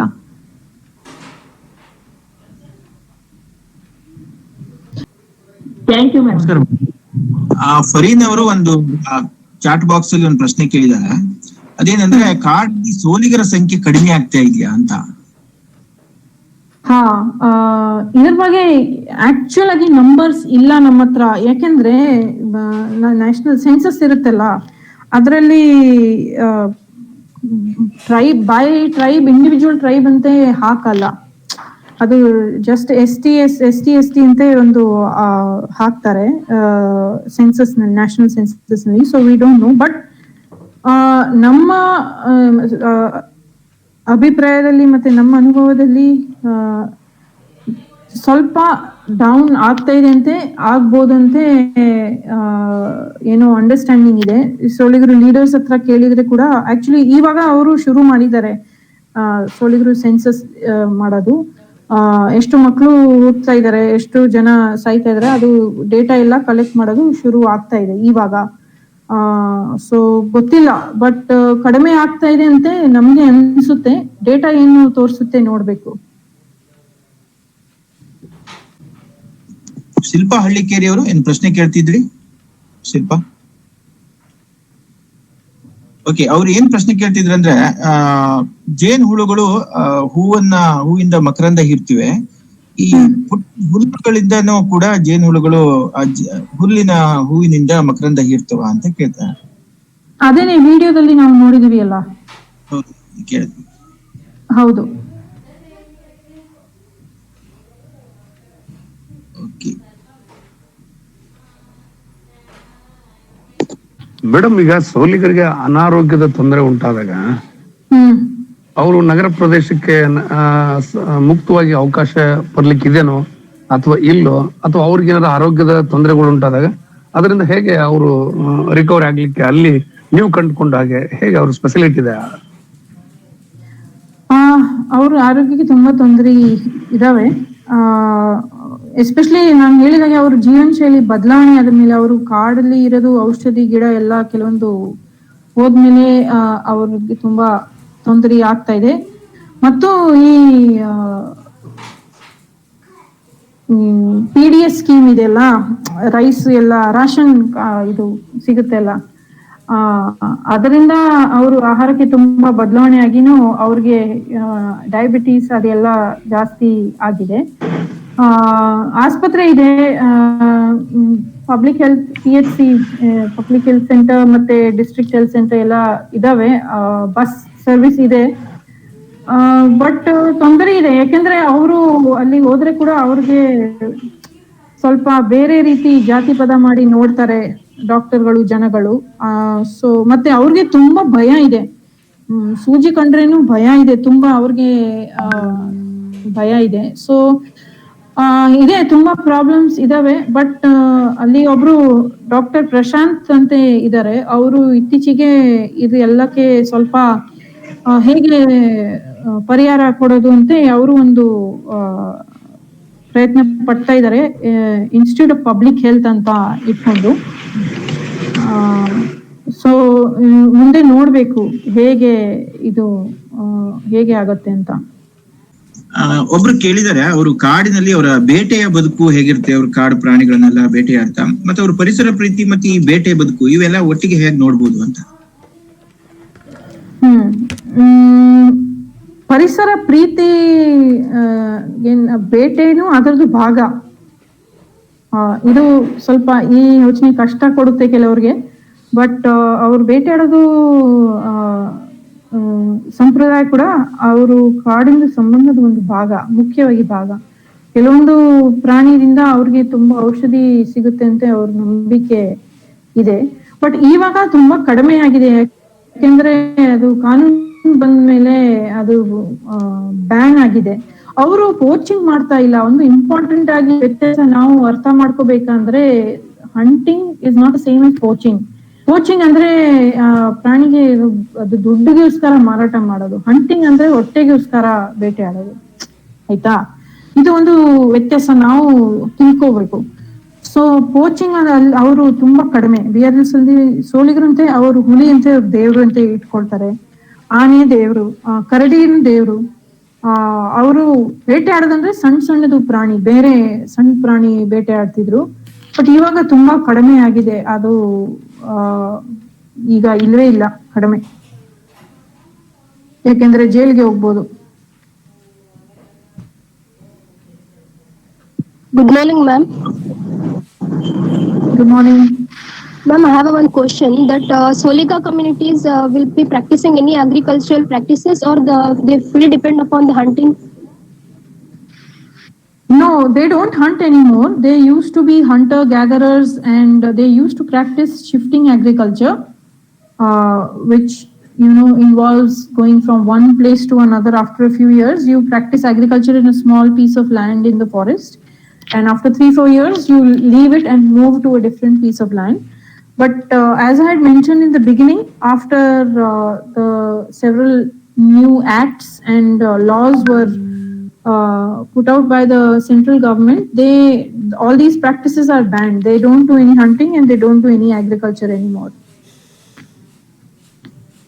ಮೇಡಮ್, ಹಲೋ, ಒಂದ್ ಪ್ರಶ್ನೆ ಇದೆ ಚಾಟ್ ಬಾಕ್ಸ್ ಅಲ್ಲಿ. ಅದೇನಂದ್ರೆ, ಈಗ COVID-19 ಈ ಸಂದರ್ಭದಲ್ಲಿ ಅಲ್ಲಿ ಹೇಗಿದೆ ಆ ಕಾಡುಗಳಲ್ಲಿ ಪರಿಸ್ಥಿತಿ ಇವೆಲ್ಲ ಹೇಗಿರ್ಬೋದು ಅಂತ? ನೋಡಿ, ಚಾಮರಾಜನಗರ ಡಿಸ್ಟ್ರಿಕ್ಟ್ ಗ್ರೀನ್ ಡಿಸ್ಟ್ರಿಕ್ಟ್ ಇತ್ತು, ತುಂಬಾ ಲಾಸ್ಟ್ ತನಕ ಅದು ಗ್ರೀನ್ ಡಿಸ್ಟ್ರಿಕ್ಟ್ ಇತ್ತು. ಒಂದು ಕೇಸ್ ಇರ್ಲಿಲ್ಲ. ಲಾಕ್ ಡೌನ್ ಓಪನ್ ಆದ್ಮೇಲೆ ಬೇರೆ ಸ್ಟೇಟ್ಸ್ ಇಂದ ಇಂಟರ್ ಸ್ಟೇಟ್ ಮೂವ್ಮೆಂಟ್ ಶುರು ಆದ್ಮೇಲೆ ಕೇಸಸ್ ಬಂತು ಆ ಡಿಸ್ಟ್ರಿಕ್ಟ್ ನಲ್ಲಿ. ಸದ್ಯಕ್ಕೆ BRLs ಒಳಗಡೆ ಸೋಲಿಗ ಕಮ್ಯುನಿಟಿ BRLs ಒಳಗಡೆ ಕೇಸಸ್ ಅಂತ ಗೊತ್ತಾಗ್ಲಿಲ್ಲ. ಹಂಗೆ ಇದ್ರೆ ಆಶೆ ಇದೆ. There are no questions. We would like to thank Samira for giving us time and for this wonderful discussion. I hope, Samira, you have enjoyed. ತುಂಬಾ ಥ್ಯಾಂಕ್ಸ್. ನನಗೆ ತುಂಬಾ ಖುಷಿ ಆಯ್ತು ಈ ಅವಕಾಶ. ನಿಮ್ಗೆ ನನ್ನ ಜೊತೆಲಿ ಬಿಳಿಗಿರಿ ರಂಗನ ಬೆಟ್ಟಕ್ಕೆ ಕರ್ಕೊಂಡು ಹೋಗೋದು ಅವಕಾಶ ಕೊಟ್ಟಿದ್ದೀರಾ. ಸೊ ತುಂಬಾ ಥ್ಯಾಂಕ್ಸ್, ತುಂಬಾ ಖುಷಿ ಆಯ್ತು.